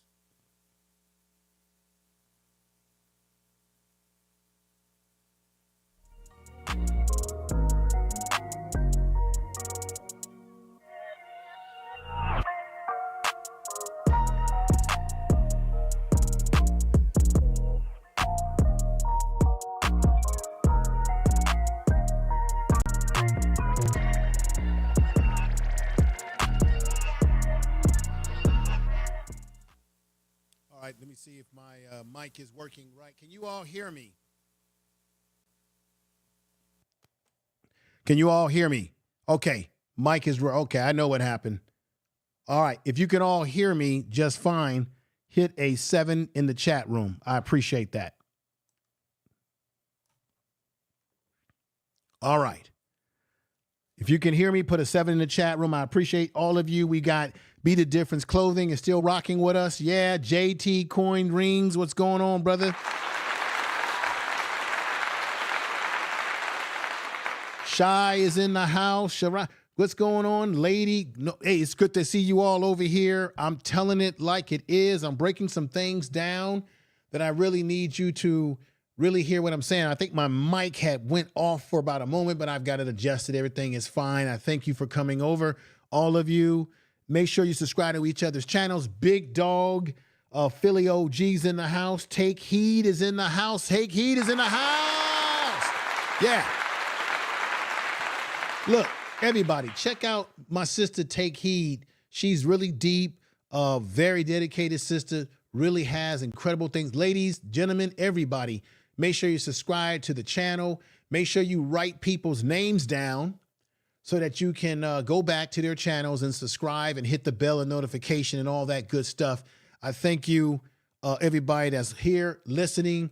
I'm trying to get through this content. This is some really heavy stuff that I'm talking to you about. A lot of things that the media is not going to give you this insight. And like I said before, he was in a medium security prison where he was allowed to walk around. They sent Derek Chauvin there because they figured he would be okay around other guys that are hiding from something themselves. But like I said, it does not matter what type of institution it is. You're in there with people who are capable of doing anything. It is dog eat dog. Tell the truth. Let's get back to the video. Something called a dropout yard. And a Dropout yard. Yes, is where right. they put people that are like sort of protected, but they're not. The staff can't be everywhere. It's like R.J. Kelly. He's sitting in Butner, North Carolina as a sex offender. And let me say peace and respect to my brother, the hobbyist, O'Shea, the hobbyist. Check him out. Check out Jill's Chocolate Boutique's channel. Check out Take Heed to the Message. Sister's very deep. A lot of deep people in this chat room today. Appreciate you.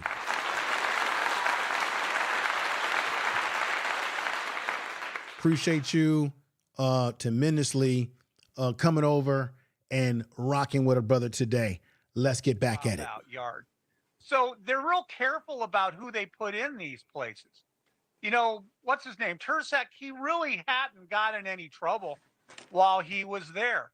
But he wanted to be high profile and he wanted to stay in prison, which I understand his reasoning.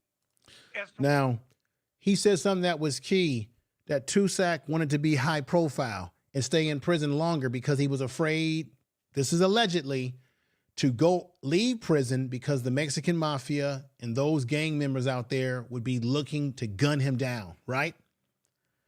And I've seen this happen in my own capacity. A guy doesn't want to leave prison because he's got nothing to go to out there. He's going to be homeless. He's got nothing. So you got guys that might even attack staff, attack correctional officers, attack other inmates in order to get another charge so that they can stay in prison. And if Tucson attacks what we call a high-profile individual, in this case, Derek Chauvin, then that means he'll get more time and they'll have to put him in a more protective custody environment, meaning they have to get him off of a yard or a place where he can walk around freely. And that's not what he wants because he's got people who are maybe after him. What I think is happening right now is that they're probably going to move John Tucson out of this institution altogether. They're probably going to end up, my best guess, transferring him, okay? And when they jumped on Tucson, they did what we call, they employed pepper spray. It's horrible. Because if they didn't get to him, Derek Chauvin, which once again, I don't feel sorry for Derek Chauvin at all, then he would have been gone. He would have been out of the third dimension. So from all accounts, they got him off of Derek Chauvin. Derek Chauvin is not an innocent man, in my humble opinion. That's what happens when you go to prison. You are open to being attacked by people. You're open to being taken advantage of by people. It's a dog-eat-dog environment. I don't think Derek Chauvin, unless they put him in a more secure environment, Derek Chauvin will not survive, in my opinion, in prison. He will not survive through his sentence. I would not be surprised if we hear that something happened to him again where he's no longer here anymore. if they don't take precaution. But I think what the feds are going to do, because this looks really bad on the feds in the prison, that they're going to probably put him in a more secure situation. They may even have to shoe him, meaning they may have to put Derek Chauvin in a shoe environment where it's all controlled. He can't be around people. If he needs to go to the law library, they'll bring the materials to him. I've been in these situations where I've dealt with guys that I've worked with in an ESSEG, administrative housing unit, where they can't go out and go here and go there because of various reasons. And we have to bring materials to them due to these reasons.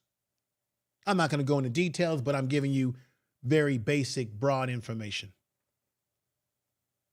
He did that.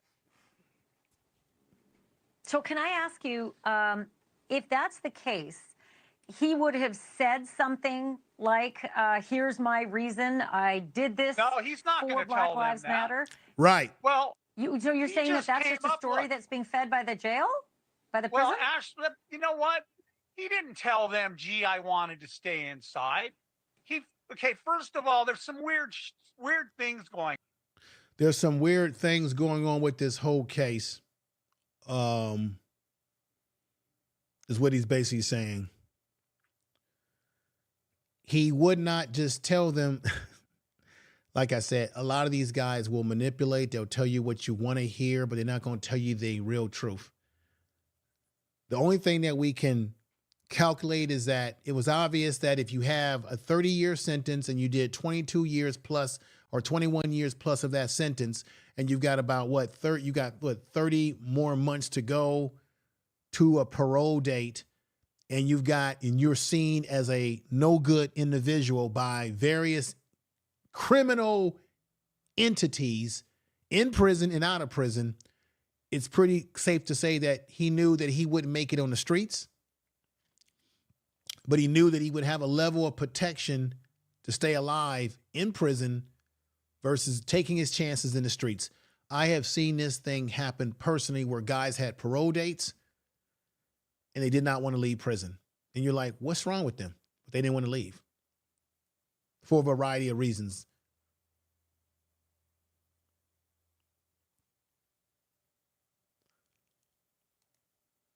Let's play the next video. Oh, that's the Federal Bureau of Prisons, called SIS, Special Investigative Section. They have people that are called SIAs, Special Investigative Agents. They will investigate the crime, and then it takes about a week or so, and they'll refer it to the FBI. Well, the FBI picked this stuff up, I don't know, a couple days after it happened. Mm-hmm. So they're kind of fast-tracking things, and he's not going to be honest with them and say, well, gee, I just wanted to stay in prison. Not at all. This is not a secure facility.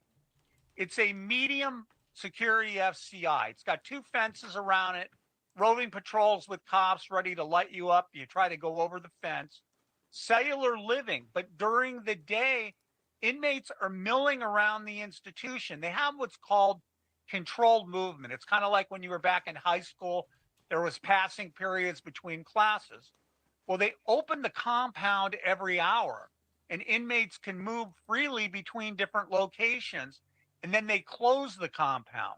The reason why they do this, it's like a security protocol. In case there's an incident, a riot, a disturbance, whatever, they know who is where and they can contain the problem. And it's interesting, first of all, the BOP, they're shorthanded across the country. They are. After COVID, people left, people retired. Now, he made a good point that I'm going to make right here. I'm going to get to the point with this point. Another reason why he probably was able to get to Derek Chauvin is that this is what I'm saying, he particularly planned this out. He used strategy. He knew that it was a holiday coming up, which means there would be less staff available. There would probably be less staff, which means there would probably be less free staff. Free staff meaning staff that are non-uniformed staff that are not officers, that are not able to also be witnesses, because you are a first witness to what happens as well. And there probably was some staffing issues with the officer department. And as he's saying right there, There's been a lot of people that have left the feds due to the COVID situation and due to other reasons around stress and maybe not just wanting to do that kind of work anymore. So a lot of these federal prisons are just as understaffed as state prisons, you see. Let's get back to what he was saying. Now, he's going to reinforce what I just said here. And on Black Friday, because it's a holiday weekend, essentially, there was probably a really, really short shift of staff working. Right. So they weren't prepared for this to happen. I mean, it is a medium security, but he picked this day. Has nothing to do with blacks or Mexicans or Black Lives Matter. Right. He knew he had a better chance of pulling this off with a short shift of staff on duty. Right.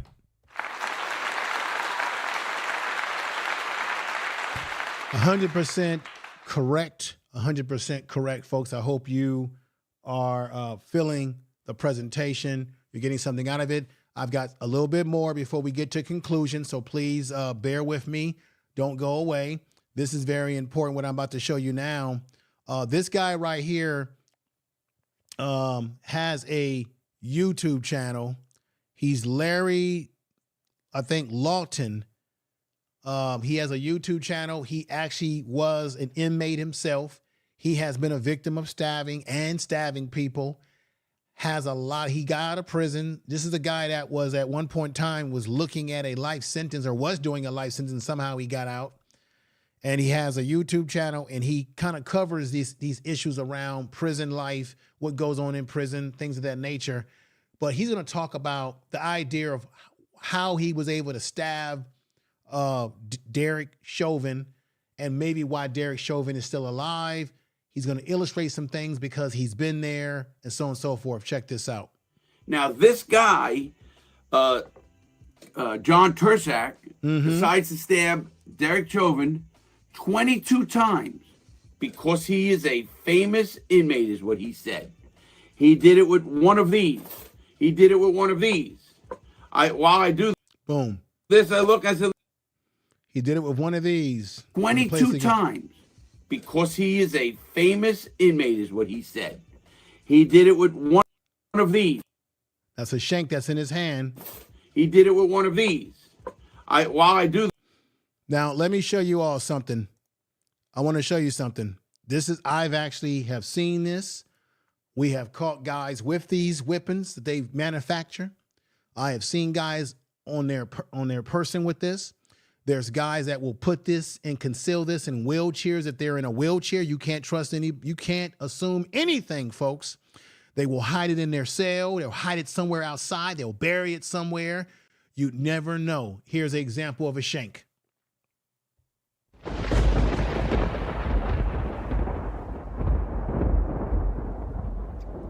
Here is a variety of examples of shanks. Check that out, examine it as I show these pictures. I want y'all to see this. Here is another one. Now, this is very interesting. On this one, look at that. You got a brush. They can put razors and sharp things on a brush and disguise it as just a brush, and it can be used as a weapon. You can take a marker and put a sharp edge on a marker and conceal it as a marker. You can take, look like someone might have found a piece of a scissor. Now, this is another thing. When you work in these correctional institutions as a staff, you have to be accountable for inventorying your sharps. We call it sharps. So if you got scissors, anything that's sharp, you need to account for it. You got people that can use that pink little piece right there. That's actually one of those plastic razors, like the Gillette razor that you can shave. Ladies, you can shave your leg with that, right? You can take the razor and turn that into a whipping as well. You got you got a toothbrush that can be turned around into a whipping. Look on the far right side, you have a blue toothbrush, and it has toothpaste that's stuck over it. That's to conceal the razor in it. Look at that. Yeah, the locks and the socks is possible. Narratives and dialogue. That's if they get their hands on that. But really, what really they use is what you're seeing up here. This is what's really being used more than some locks and socks these days. It's because the problem with the locks and socks situation is that you want something that you can conceal and hide.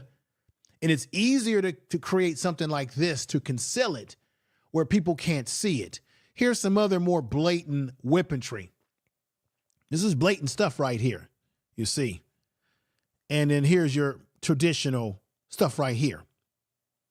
Now, the reason why I'm showing you this because I'm going to show you the next video by Larry, and he's going to explain why Derek Chauvin is probably alive based on the methods of how this guy, John Tucson, may have stabbed him, okay? And he's saying this based on his experience being in prison, being stabbed himself, as well as doing stabbing himself. This is real type stuff here. Let's give it to you like this. Got to him and administered life-saving measures, which obviously when you get stabbed 22 times, you are going to the hospital, you are in critical condition, because being stabbed with this thing 22 times, you are going to hit a vital organ, or That's you're right. going to hit an That's artery right. that won't stop bleeding. Mm-hmm. How and where he stabbed him, it sounds like, and I've been witness to and stabbed Very and interesting. been, Mm-hmm. he did what they do, little pokes. You hear what I'm doing? See what I'm doing? Boom. So you see, he said they did little pokes. Boom, boom, boom, boom, boom, boom, boom, boom, boom, boom, boom, boom, boom, boom, boom, boom, boom. Not but little pokes. And he's gonna say, and I said this before, sometimes when guys do this, they're doing it also to send you a message if you survive it. Pop, pop, pop, pop, pop, pop. Not bam, bam, bam, bam. Not Right. like that. That. He is absolutely correct because I've actually have seen this stuff. And of course, when you witness certain stuff, you got to write reports, what you saw, what happened, how, when, where were you at? But this stuff does happen because guys will attack other guys. They will attack guys on the yard. They'll attack guys in the day rooms. This stuff happens. Guys can be attacked going through controlled environments where they're walking down a hall to go to their cell or go to education or go to child or to go to the law library, which is what happened to Derek. Which is what happened to Derek Chauvin. And I'm going to say this again. I don't feel bad for Derek Chauvin. I'm not feeling sorry for this guy whatsoever. I'm just laying out. It is ironic how a guy that stabbed him is a guy that was also running himself. Let's get back. And didn't go in deep enough, or didn't have the violence. And what that always showed me is when I watched that in prison, when you see a out of control, violent inmate, wow, going after someone to kill him, it's killing him with anger. I mean, he's literally going in trying to go through his body. And that's when obviously there's a lot of deaths. When you're doing this, it's a message. And that might be from his Mexican Mafia days. A lot of times gang members will jump a person and they all stab him like this quick and they'll... Boom, that's a fact. That's a fact. That's a fact. Tell the truth. That's true. They will attack you and stick you real quick, real fast and smooth like and pull and get out. He's absolutely right. Absolutely right. See him stabbed, not violently, but quickly and get out of there. Mm-hmm. Get out of there, like I said. That's right. That's right.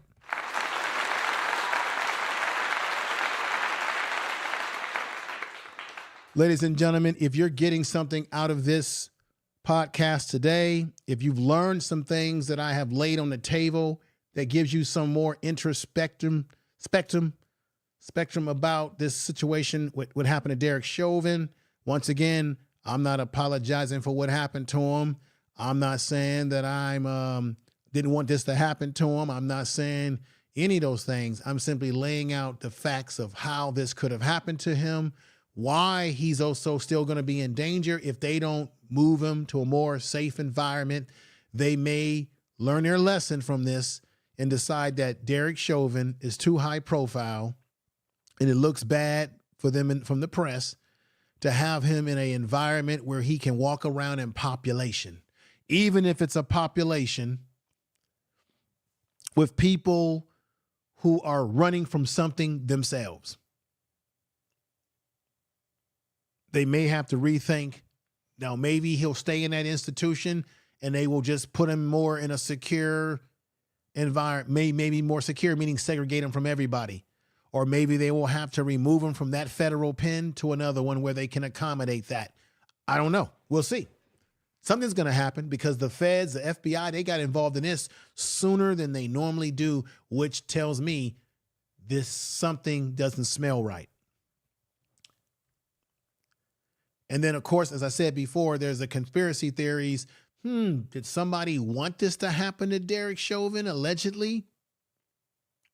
Hey, a lot of weird things go on. A lot of weird stuff happens. A lot of weird stuff happens, everybody. Anything's possible. What do you think?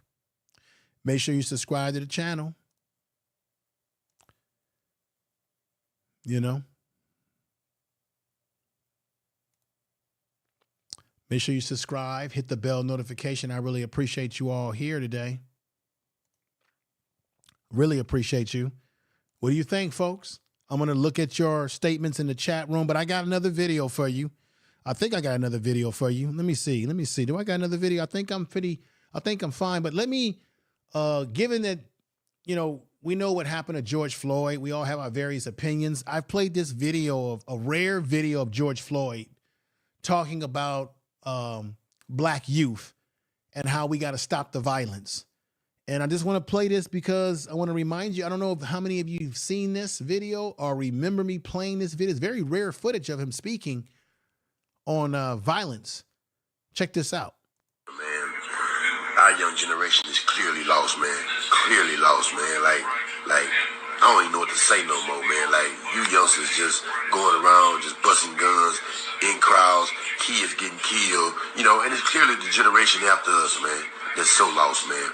You know, man, I came into Houston and the nigga told me, yeah, Floyd, that young nigga the truth, man, right there, because he could bust a gun. Man, I knew it was crazy then, a nigga my age saying this here, man. You know what I'm saying? And condoning this shit, bro. You know what I'm saying? And like half them young niggas shooting them guns go home and they knees shaking at night.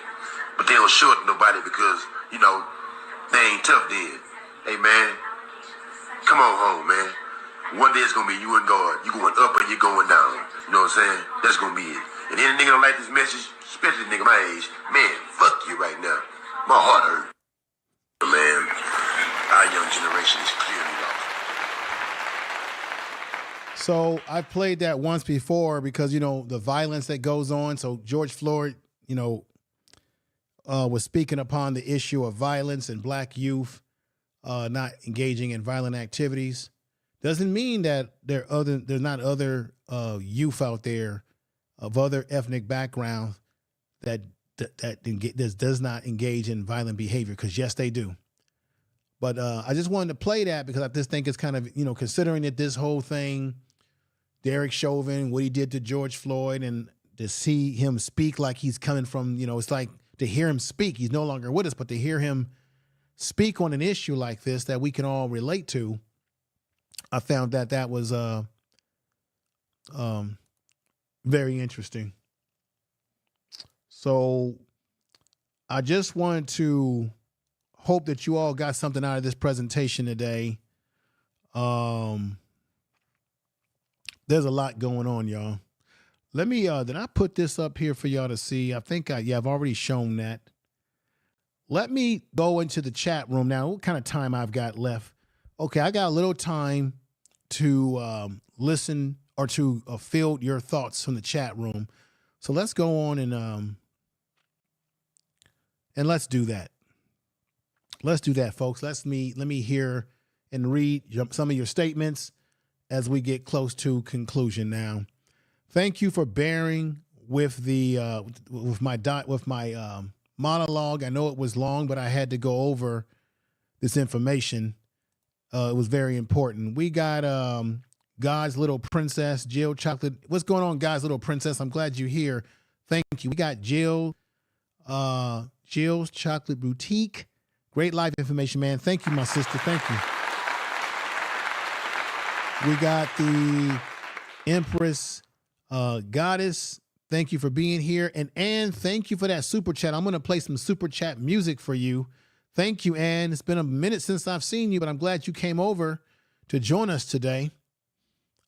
We got my man, Mike. I've seen it. Thank you. I'm glad that you've seen it. Some people haven't, but I'm glad that you've seen it, brother. We got my man, Narratives and Dialogue, brother. And tomorrow is the, what do we call it? The Founders Day. But Narratives says, Frat, you're like me. See the big picture. Many in general society miss who doesn't know the law or have not worked in that environment. Yeah. Thank you, brother. Thank you. Oh, wait a minute. We've got my sister take heed to the message. Make sure, ladies, gentlemen, make sure you write her channel name down. Go back and give her a subscribership. I think you will not be disappointed. I've got to get her on the show. I got to get, she said, he said, I got to get, there's a bunch of people I got to get on this program and interview. But check her out. You'll love what she's about. We got the great Queen I Know I Am, who's been rocking with me for a long time. And she's a mod over there with the elder. Say peace and respect to the brother elder out there, wherever he may be. Let me see. Let me read some more here. Alicia is coming through. Glad to see you here. She says, great live. Thank you. Tell the truth. We got old Reliable, who's been rocking with us for a very long time. Thank you, old Reliable. Says, great live info. Thank you.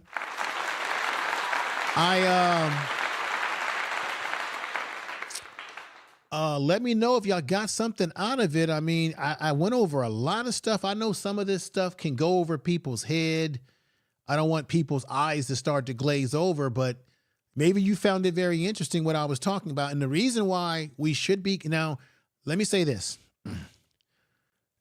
The reason why we as black people should be concerned about the things that I talked about, because like I said, these groups, these gang groups, they do not like black folks. They do not care about us. They will harm us just like Derek Chauvin got stabbed up. These groups will stab us up just as quick as day. They got no love for us. That's why the media and all the foolishness out there with this whole thing about, the Black Lives Matter. He supports Black Lives Matter. And then you got black folks on TikTok and on all kind of medium talking about, let's invite this man, which this man is no longer alive. They picked the wrong man because they've already said that this is a fake picture right here. But we got people talking about, let's invite him to the family barbecue. John Tucsak, are you crazy? He would kill you just the same as he stabbed 22 times Derek Chauvin. And I'm not saying that because I care about what happened to Derek Chauvin, that I didn't want it to happen to Derek Chauvin, is that these inmates, these guys in prison, they will harm anyone and everyone, and they don't give a damn about no one. They will harm, listen to what I said again, they will harm anyone and everyone. Anyone and everyone, and don't give a damn about no one. Tell the truth. That's what you need to leave here, along with everything else we talked about today, with. We got the great Golden Melanin. She says, let's not get it twisted. We still have we don't have no friends. We have plenty of enemies. And this guy that did the stabbing of Derek Chauvin, he didn't do it because he cared about George Floyd as a black. No, he did it because it was an opportunity to get himself what? A high profile inmate that he could attack so that he can get special treatment such as administrative SHU or ASAG. So he can get protection so he doesn't have to face leaving prison, going back to the community where he now will fall victim and vulnerable to the Mexican Mafia, the Black Hand, coming back on him to attack him, to get him for what they would see as ratting them out. That's facts, y'all. Queen I Know Am says, outstanding commentary, info, man. Good work, great information. Thank you, my sister. Thank you.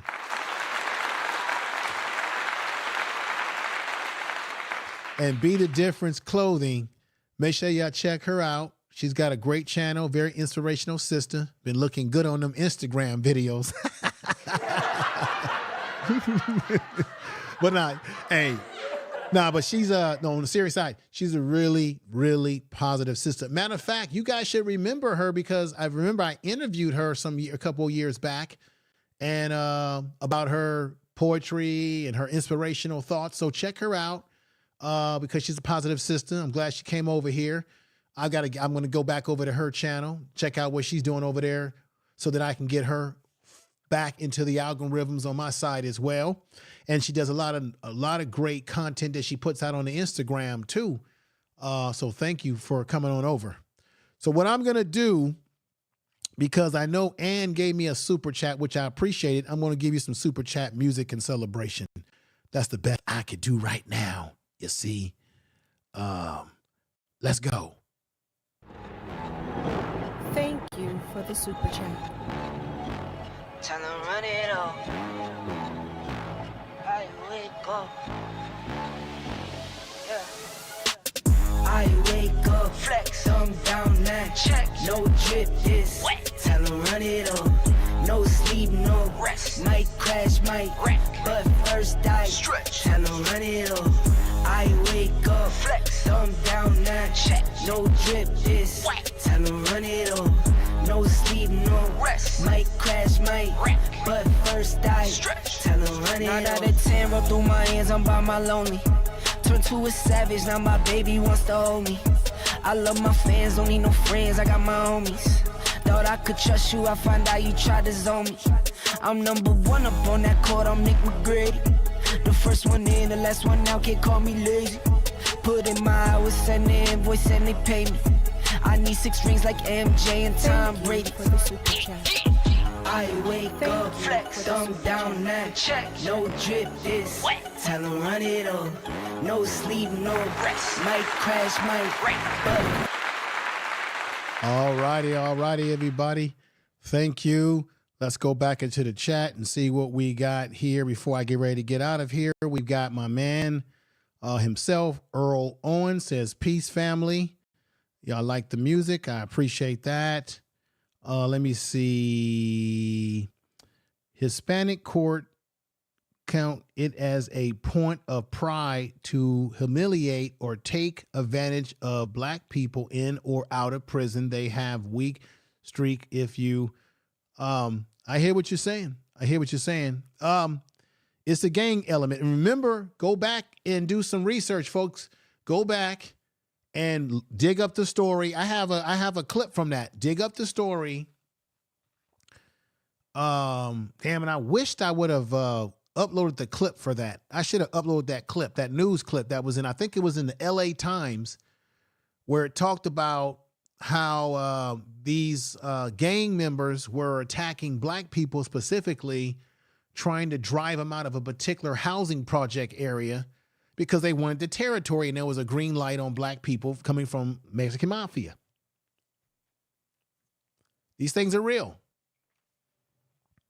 And this guy, John Tucsak, he knows that he's in trouble. That's why he's trying to figure out ways to get himself protection. Because think about it. You would say, well, why would he not want to get out of prison? I get it. But remember, he has more protection, believe it or not, being behind bars than he does being out in the streets. And I know it sounds weird to grasp that, but it's just weird how it's the way these guys think. It's weird thinking. Queen I Know I Am says, thanks to all who generously donate. Yeah, thank you for donating. Those who donated. Let me check, because I have a bad habit of not checking the Cash App so I can shout people out. So right now I don't see anything, but I have to get in the habit of checking the Cash App so that if people cash at me, I can say peace and respect to them on the spot live, because sometimes I miss that, and I appreciate people that do that. And like you see, every time I go live, I'm going to give you a comprehensive program. I'm going to give you a good breakdown, good quality show, great quality presentation, and that's how we do it over here. Let me see who else is here. Let me see. Reliable says this. Peace to Infoman and chat. Peace to you too. That's what I'm gonna do. Thank you. Oh, yeah, that's the Cash App right there. If people are, and I have it pinned to the top of the video. You know, it's always pinned up there. But I just appreciate you guys coming over. Period. It's not about money. It's about people coming over, of like-minded people, sharing ideas, thoughts. This is therapy for us because we see a lot of things that are going on. I broke some things down, and there's other people that have talked about this in the kind of the fashion that I've talked about it, but it shows you that the media, they're not giving you the real deal. They're not giving you the deep dive on this situation at all. They're simply going with this. See, he likes black people. See, he did this for black people because it was Black Friday. Crazy. Thank you. Thank you for sharing my links. Excellent always. Thank you, Ann. And Ann, don't be a stranger. Come over. I know what's going on. I've had people tell me that they've had to unsubscribe from my channel and then resubscribe. And then all of a sudden they're getting notifications because YouTube, you know how this works. When you're giving truth, YouTube wants to suppress the numbers, right? So I would imagine that because I'm talking real truth about this issue, they'll say, oh, no, we can't have this Negro beat us to the punch. We can't have this black guy put out a comprehensive breakdown of what's happening here better than us. So make sure you suppress his numbers and make what he's saying on that video irrelevant and try to prop us up as relevant. You know how this stuff works. You know how it works, folks. Come on now. Let's all be honest here. We know how it works. So I'm going to get ready to get out of here. Love you all. I'll be back live again very soon. You know that. And you guys all take care of yourself. Have a great rest of your weekend. Tell somebody that you love them. And remember, whenever we hear stories like this, we have to look at it with a critical eye. We got to use critical thinking skills. We got to look at both sides of the equation on this because the news going to give you a twist that don't even make no sense. Nothing about this situation makes sense. There's some fishy things going on. Now, I'm going to say this again. There are people that believe that this was meant to happen because somebody wants him deleted. Now, that's the alleged conspiracy theory that people believe, but God knows what could be true because I'm going to tell you, Jeffrey Epstein, what happened to him, that was some BS. That man, I don't think he took himself out. I think something foolish happened. Y'all know what I'm talking about. So with that said, y'all take care of yourself. Peace.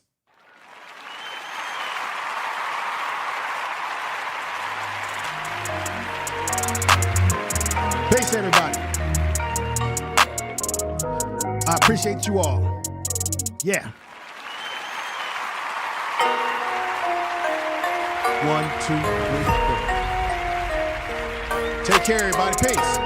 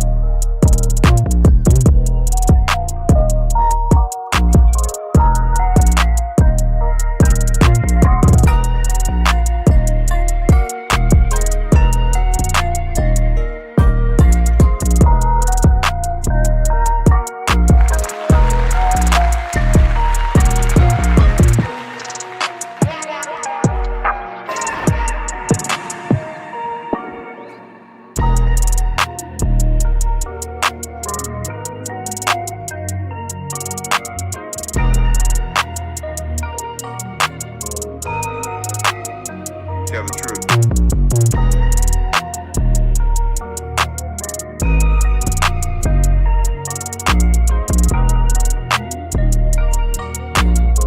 BS3 Network, changing the way you watch TV. BS3 Network, changing the way you listen to podcasts. You are now tuned to BS3 Network.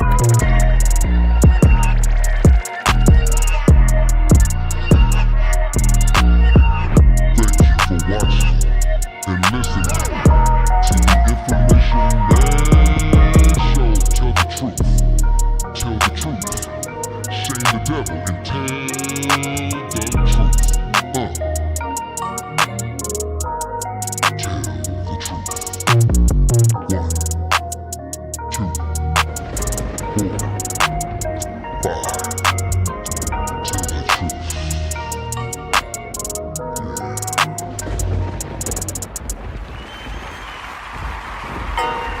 Information is power. Tell the truth. The Information Man Show. You've been listening to the Information Man Show. 1, 2, 1.